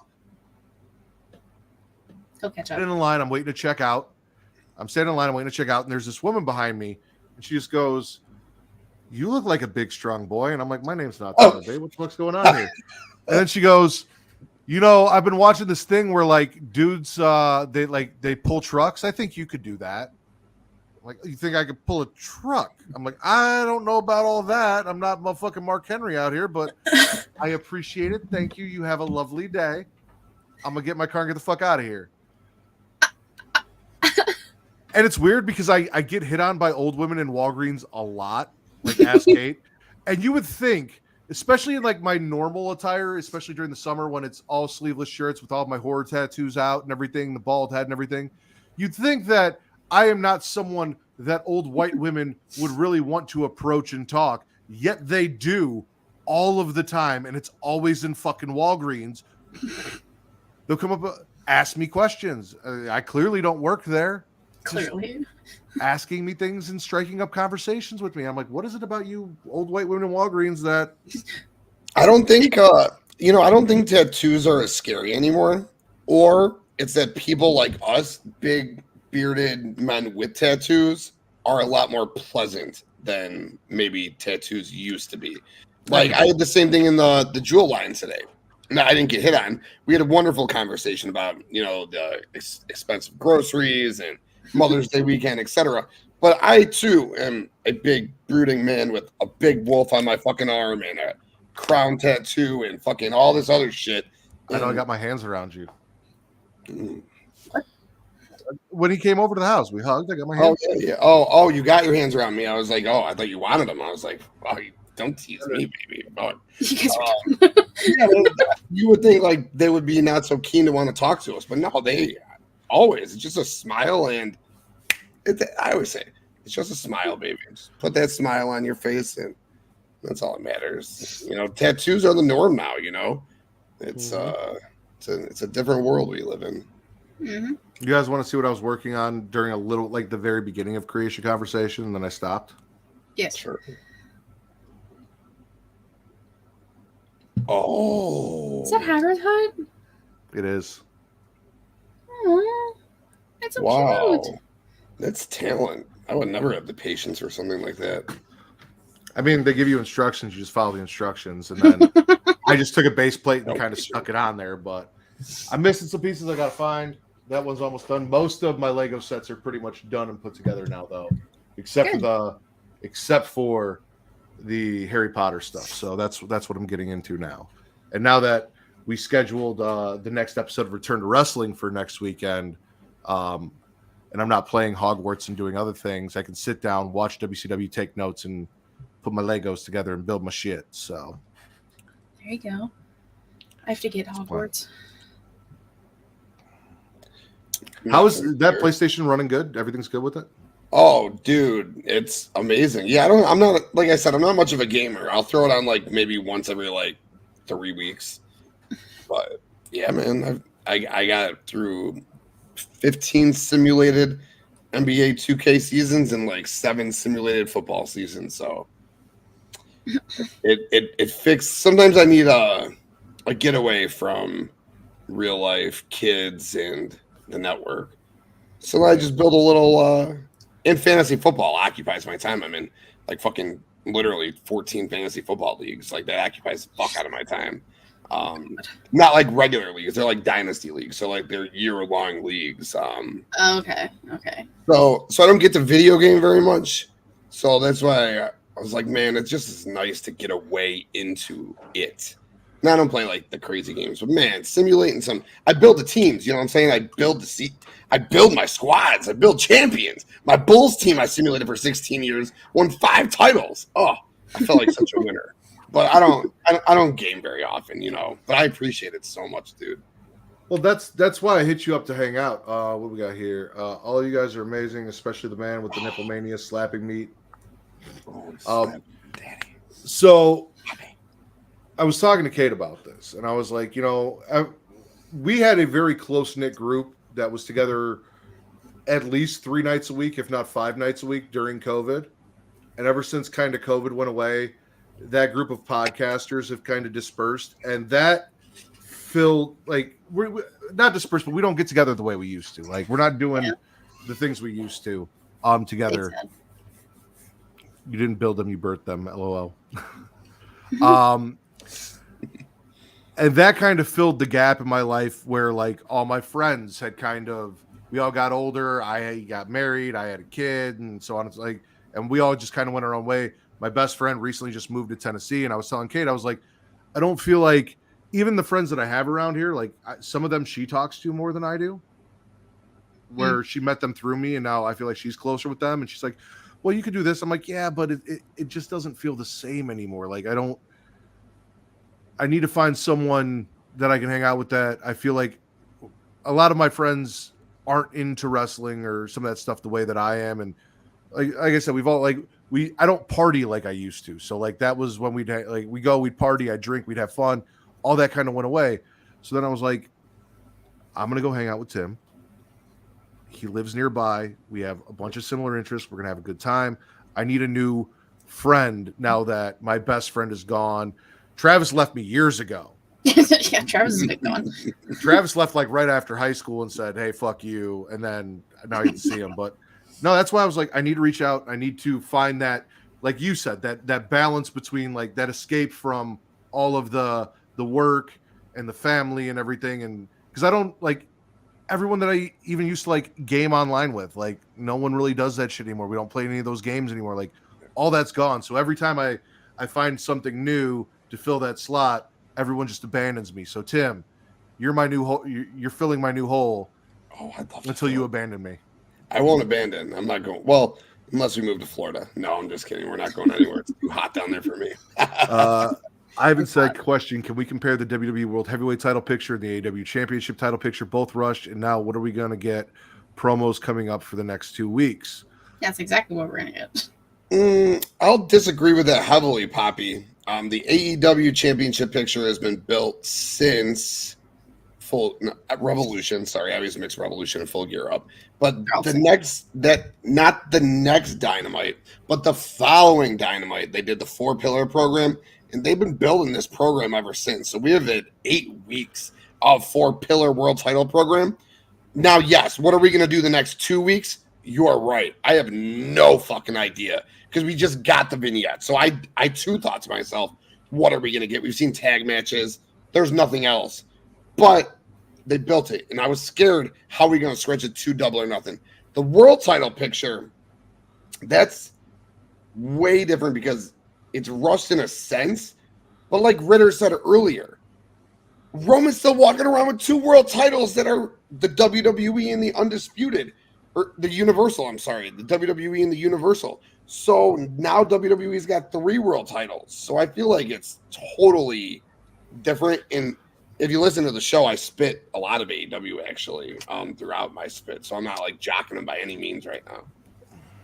However, I will argue when you look at the world title picture over in WWE, we talked about it. You had a triple threat match that was Edge versus Rey Mysterio versus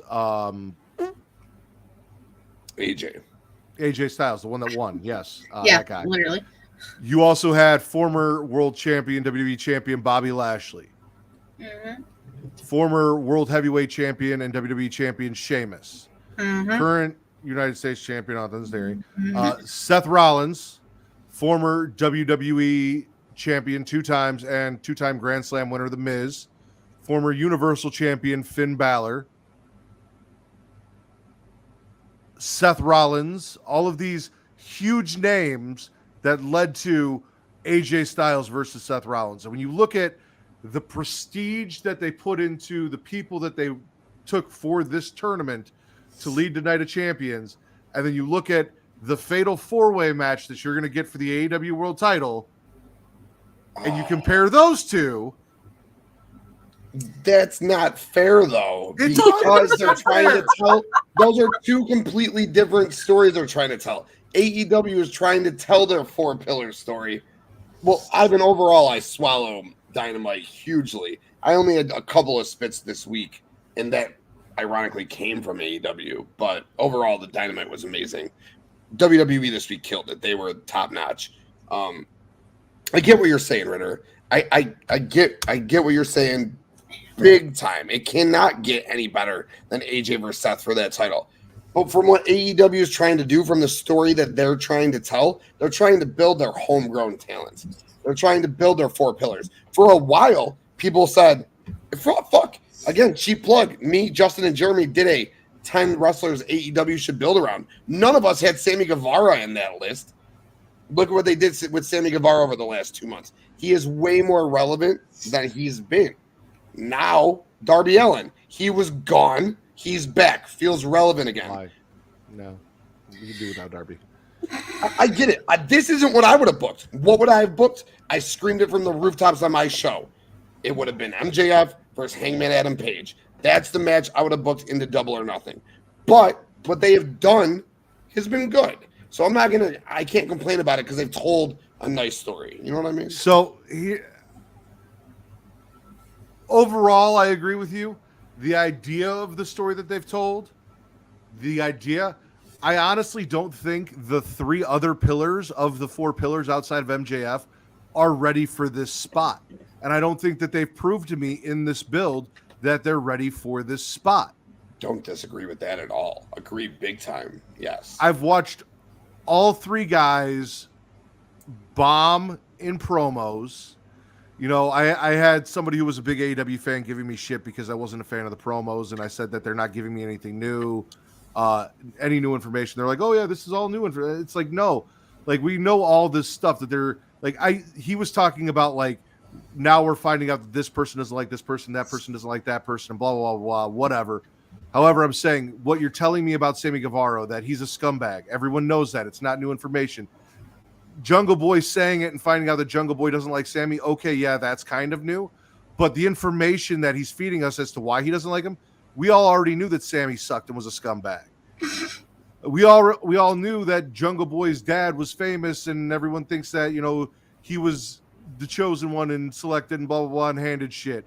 We all know that Darby's an emo fucking douchebag that nobody really likes or gets along with. Like, none of this info was relevant. And then you've got Darby being like, my whole life, all I've ever wanted to do was be a pro wrestler. Look at my skate park and where I drove my car off a roof. Can't you tell that I wanted to be a pro wrestler? No, you wanted to be on Jackass. And then you got to. So, like, congratulations, you did your thing. Like, cool. But you used pro wrestling to get there because you couldn't get there on your own. Like, that's what you wanted. Like, which is what Sammy ripped on him for the other day, which is what a great promo by Sammy. Sammy said, I chose this first. You know, everyone wanted something else. I chose this wrestling life first. Darby, you did it. And I everything you're saying is big fact. Bro, if it were up to me, it would be MJF versus Hangman Adam Page into Double or Nothing. Your biggest homegrown babyface against your biggest homegrown heel. Sammy ain't ready. Did you ever think Sammy Guevara is the world? Look at this. I got this little guy right here. I love my little guy. Who is this? Little Sammy Guevara, all right? It says, fuck you, Brett. Yeah, my buddy, Big Dick Brett. Right? I love my Sammy Guevara, okay? But he ain't a world champion. Darby Allin. He could win the TNT championship 142 times. Doesn't make him a world champion. Jungle Boy. He's got potential to be a world champion, but he needs like 2 years. All right. He's not world championship material right now. Of all of the pillars, Orange Cassidy, Ricky Starks, these are guys who have real potential, okay, to go after the title. Or it should have been Hangman. So I get what you guys are saying, but the story that they've told, I'm with it. Okay. Biased opinion. The real pillars, MJF and Britt Baker, bigger match than the pillars match that we're getting.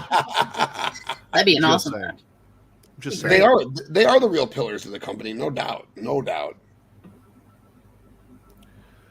AEW's booking for the belt. I said this before. It really began. They needed to book it to make it seem that MJF can lose the belt, but so far it's not been booked that way, so it's stagnant, to be obvious. Yeah. And that just goes back to it's not believable that he'd lose to one of them. Would it be if he was wrestling Hangman at this pay-per-view coming up, would you believe that he could possibly lose or no? Oh yeah, absolutely. And that I was going to say, Bakley said I'm bored of MJF. The reason you're bored of MJF is because MJF's not. So I will say this: I get like it's his gimmick, but the fact that they booked Max to do the same shit, where he has any sort of credible opponent, and then he makes them go through trials or labors, or it's the same shit every time. It's like, go wrestle these 3 guys, beat them, and then you can fight me. And they always do. So those matches are pointless because you know these guys are going to win to get there. Like nothing ever is an actual obstacle. And I don't know why MJF keeps doing this. And also, he keeps hiring Butcher and the Blade to do shit as an obstacle. And that's never worked for him. And I don't get that. But anyway.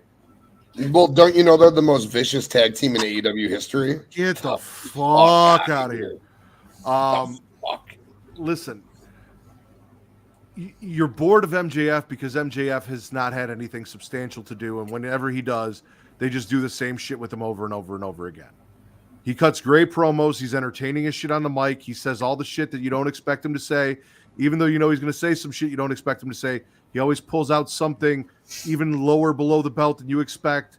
He does that shit, but in ring and all of his builds are always the fucking same up until we got here to this one, but none of his opponents are really that fucking credible. So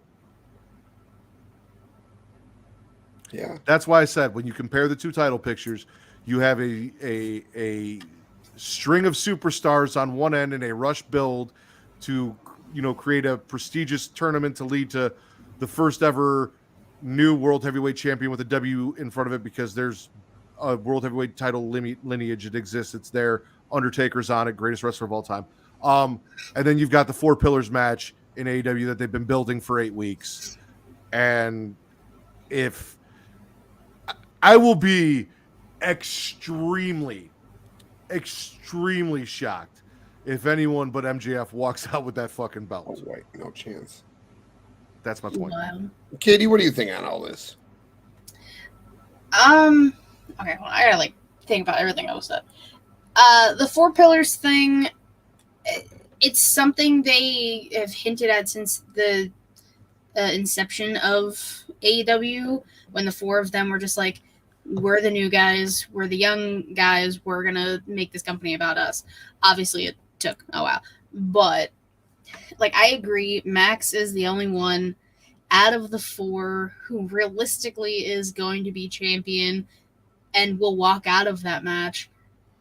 If any of the other 3 did, it would be Jungle Boy. Right. Sammy's not ready. Darby sure as fuck ain't ready. Fuck that. But so the 4 pillars thing, it makes sense. They have built this over many years, and different storylines kind of built throughout. All of them have a history with each other. All of the matches, like they said, when the 4 of them first got in the ring a few weeks ago. With the World Heavyweight title picture, I didn't expect both triple threats and the winners of the triple threats to be in the same night. So that surprised me. I also thought Night of Champions was next week, but it's literally in 2 weeks, I think. So that also kind of threw me off. But it has, again, we talked about it should just be all Raw superstars, but it's not. Utilizing the big names that you have. I mean, Matt said it, former world champions, current champions, every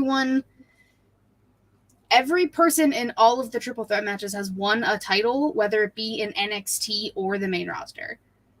Like every single person in all of the triple threat matches. So some more than others, obviously. But I don't know, like the world heavyweight title picture, like we didn't expect it because we all expected Cody to win. We didn't know who was going to be in it.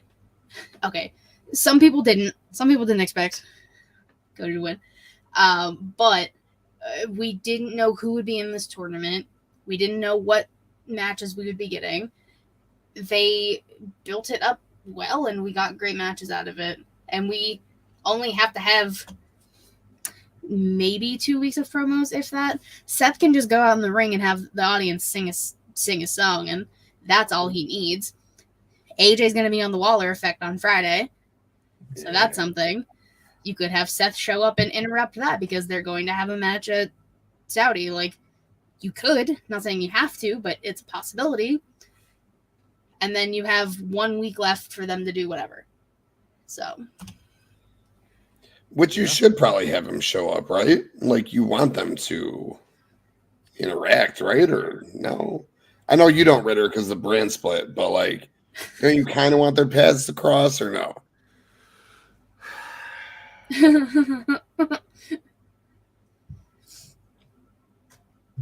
Brand split's complicated right now because of everything. I talked with Bakley in the chat about this a little bit, right? So you mentioned their paths crossing. I've always been a proponent of finding, like I said, if Seth shows up on SmackDown or AJ shows up on Raw and there's a definite brand split, then you need to have some sort of consequences for them showing up. They need to be thrown out of the building, security, arrested, something to make us know that there is a brand split and they're not supposed to be there. There's a way to do this where it still falls within the kayfabe of the fact that a brand split exists and not be lazy about it. And my problem with WWE is that they're too fucking lazy about doing it. You know, AJ not being on Raw, but attacking Seth in the parking lot and giving us a 5-minute brawl in the parking lot or something like that, where he's not in the building, he's not on the show, but he's at the show. You know, not walking out to his entrance music and getting in the ring and cutting promos, but like they used to do, buying a ticket to the show and sitting front row. I could see Seth doing that, eating popcorn, making an ass out of himself. That would be these dope. Things you can do to make it make sense in the span of kayfabe where I don't have a problem with it. Sammy and KO hold the tag team titles that are essentially for both brands. I made it very clear that I do not want to see Roman, despite the fact that he has a match for those tag team titles, show up on Monday Night Raw. Triple H said Roman's taking those belts. He's going to SmackDown. He's going to stay there. Because they hold the belts, both belts, the tag team titles, and the tag team titles essentially would have to travel between both brands. I'm iffy on how I feel, seeing as you drafted them to Raw and didn't establish that as tag team champions. Come out and say it. They can travel. It makes sense. But you didn't say it. I'm iffy about them. But in those cases, I might allow a little bit of leeway.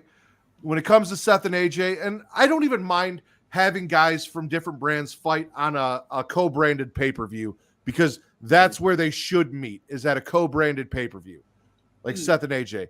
But in the build to it, you need to make sure that you clearly define their lines. And there are so many different creative ways with a team of fucking writers that you have that you can come up with to make it make sense and keep it out. You keep it in kayfabe that these brands are split. They just don't fucking do it. And that's what pisses me off. So I don't know if it was necessarily like brand split wise or anything, but I always think about when Seth Rollins basically hijacked a takeover when he was feuding with Triple H. He hopped the barricade, went in the middle of the ring, got a mic and said, "This is called takeover," right? And he didn't leave the ring until Triple H made security come out. It's the kind of thing. And that's also not true. Yeah, I was going to say it started after Backlash. Triple H said brand split officially begins after Backlash. That's what Triple H said, but this show was also kind of looming, so maybe he couldn't officially say it. I feel I get Well, what I get what Tim, They call should your stop cousin and lying to ask us him what the then. fuck's going on. Yeah, go ahead, call up Papa H and talk Yeah, to your him. cousin Triple H. Yeah, call him up, find out what's going My on. God, I love him, dude. I love that man, dude, for sure. No, and listen, I agree with this comment right here. I said it on one of my shows a couple of weeks ago. I said, this is the obvious way that we're going to get new tag belts. Same way that Cody should have won it. I think, Katie, I misunderstood you. Cody should have won at WrestleMania. We all thought that, so my bad when you were saying that. So this title really should have never existed in the first place. Cody should have won both belts, said, I only need one belt. The other belts go into the other show. Thus, they have a tournament, which Seth wins. I digress. Sorry, I didn't. No, you're understand good. what you You're were good. saying. That I picked up what you were saying. That's how we should have got a new world champion. And I still said Cody should have won, and I still think was supposed to win. Cody Brock was supposed to be for that belt. This tournament was probably still supposed to happen with Seth and AJ being on the other show, and they had to fucking completely go about their things, but we won't talk about the backstage, whatever. The championships, the tag championships. Yes, they need to split those. Listen, you got 16 legitimate tag teams in WWE. And while I can't rip them off in my head right now, if I were to pull up a Google Doc in my account, I guarantee I have 16 WWE tag teams. And if you want to look at the SmackDown side in particular, all right, you got the Usos, you got the Street Profits, you got the newly back put together OC with AJ Styles, which means a bloodline with AJ and the OC against Roman and the Usos holds a lot of credence. So you have a SmackDown tag team tournament with the teams like the Viking Raiders, the 3 teams I just mentioned, and there are 4 more teams on that roster for sure, quality teams. So you have an 8-team tournament in which either the Street Profits win, because let's face it, they deserve it, or the Usos lose to the OC in the finals, thus causing the friction in the bloodline. Either way, SmackDown's got new tag titles after a dope-ass tournament of great tag wrestling, which the OC win, the Street Profits win, or fuck, if you want to put the belts on the Usos just to let that story continue a little bit, you could have put the belts on the Usos. But KO and Sammy, fucking no. No to both shows. They stay on Raw. SmackDown gets a tag team title of their own. There's at least 15 tag teams. I just went through. I had my roster from when Vince and I did the draft. There's at least 15. There could be more that I missed that I didn't write down because I knew Vince would take. But yeah, there's at least 15 tag teams on the main roster. Thank you. And think about teams like Dolph and Ali. You know how great matches they'd fucking put together if you actually put them together? If you actually built some stock back into Cedric and Shelton. Like, it's there. The talent is there. You just got to utilize it. In the tag team, why have 2 world champions, 2 women's champions, but yet have your tag champions float? Stop it. Cut it. Cut the brand. And that's it. I mean, that's what they used to do. We had Raw tag team champions, we had SmackDown tag team champions, and things were fine. Pretty Deadly versus the Brawling Brutes next week. That could be a first round matchup for the new SmackDown Tag Team Championships. That's 2 more great teams right there. Yeah. Yeah. I don't know. Why is your wife in every picture of you? Me? Yeah, you. No, Katie, why is your wife in every picture of you? Yeah, me and my wife. Oh, yeah. It's going to either be my wife or my kids. I don't take selfies. Like, look at me. Why the fuck would I take selfies? You have to do some cropping, Matt, if you want to include him in anything. I'm working on something. I'm nervous as to what he's doing. Yeah, like there's a way to do it, and they're not gonna do it correctly. It's the same thing with the women's tag titles. I personally think unify the women's tag titles, have Alba, Fire, and Isla Dawn beat Liv and Raquel, because fuck Raquel, and then, like Alba and Isla said, have them travel to all 3 brands, and that because there's definitely not enough women's tag teams. But have them be the ones that travel. Kaden and Katana are on Raw. You have them on SmackDown. You have like maybe 2 women's tag teams in NXT. or just like teams that get thrown together. Sonya and Chelsea, Damage Control. Like, there are these women's tag teams that you can utilize, but you don't have enough to have 3 separate titles in that case. No way. So I think if you unify the women's tag titles and kind of like what they were doing beforehand, like have them travel from brand to brand and let them just go to town. That's what I would do. I'm not Booker of the Year. So. That is true. You are not. That's an Check. interesting twist right there. After women's will win the tag titles. No! I don't want them winning! I'm so over this. I don't want Roman to hold more They're not going to win. You got to think the Usos are going to cost them in some They capacity. have to. Are both of the Usos allowed in Saudi Arabia? Have we figured this out? I mean, again, it's all politics, right? But if Sami Zayn is going there, then and Kevin's going with him, then yes, the Well, Usos got it. I don't know how true, because it's Twitter, but I saw someone saying that like relationships between all the people are good. As of 3 days ago, Sami Zayn brought them together. It was all Sami Zayn. It's He all literally- it's all because of wrestling. Yep. all because of Sami Zayn himself. What a Yep. what a guy, what a king. Yeah. But no, Matt knows this. I hate like double champions, like with a burning passion. Especially when it was like all the women in WWE, they were just like, "Oh hey, you're a tag champ. Let's give you the singles belt too." Because what the fuck not? That shit pisses me off. It was the same thing with Kenny when Kenny was the belt collector. I don't know. No one person has to hold all of your titles. You have rosters of 100+ people in both companies. Utilize them. Build people up to be these stars. But no, let's put every fucking belt on Roman Reigns. I love Roman as much as the next guy. I fucking love Solo Sikoa. But I don't think this is the way to go. I don't think they should win. I need the Usos, again, to grow a pair, come out, say, I want Jimmy to finally be like he's nobody's bitch, the shirt that he got to wear for a week and then became Roman's bitch. Actually show up, show out, grow a pair, and beat up Roman and his baby brother. We talked about Bobby Roode getting his neck fused in our news at the beginning of the show. Drew, I have no idea what's going on with him. Katie, are you in that? You're in that We the UW pod chat, right? Mm-hmm. Okay, then you'll see it. Oh no. Well, I have notifications muted because y'all talk too much in there, but let me see. Well, I just sent it, so.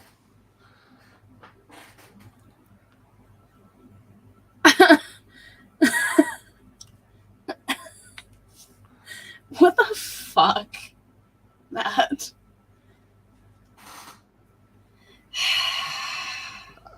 I didn't say step siblings. I could have done that. I can't deal with you. Pinkley's fucking laughing. Oh, god damn it. That's not what I was expecting you to do in any capacity. God fucking damn it. Yeah.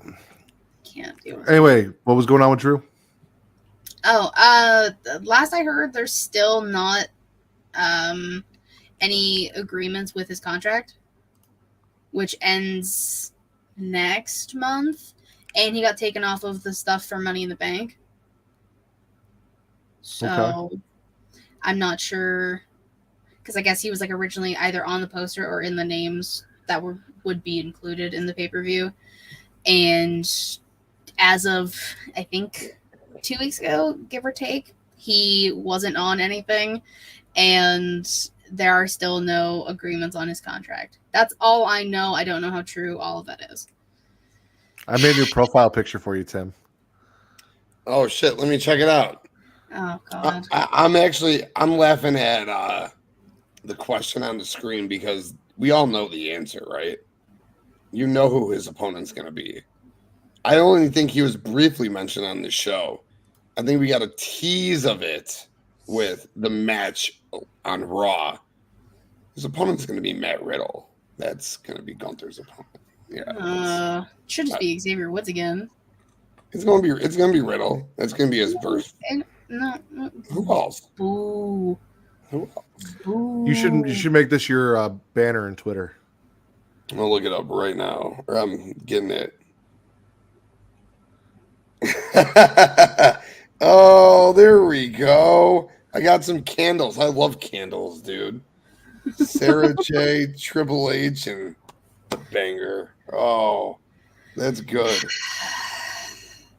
The things I have to deal with. Gotta love family. But Wow. speaking You of put that family, together nicely. I worked really fast on that. I got to get up with my family tomorrow so that my wife can sleep in and enjoy her Mother's Day weekend. So I'm gonna bounce, which means you guys are gonna bounce. Well, technically no, because this stays up after you end it. We have realized it's very weird. I'm used to like if Matt leaves the call, me and you could technically still just be talking. But nobody could end the broadcast. Well, yeah, that's what I'm saying. Like once you end the broadcast, if you left, him and I could. Oh yeah, you guys could just stay and talk. Yeah. Yeah, but no, you have to end the broadcast. Bye, everybody.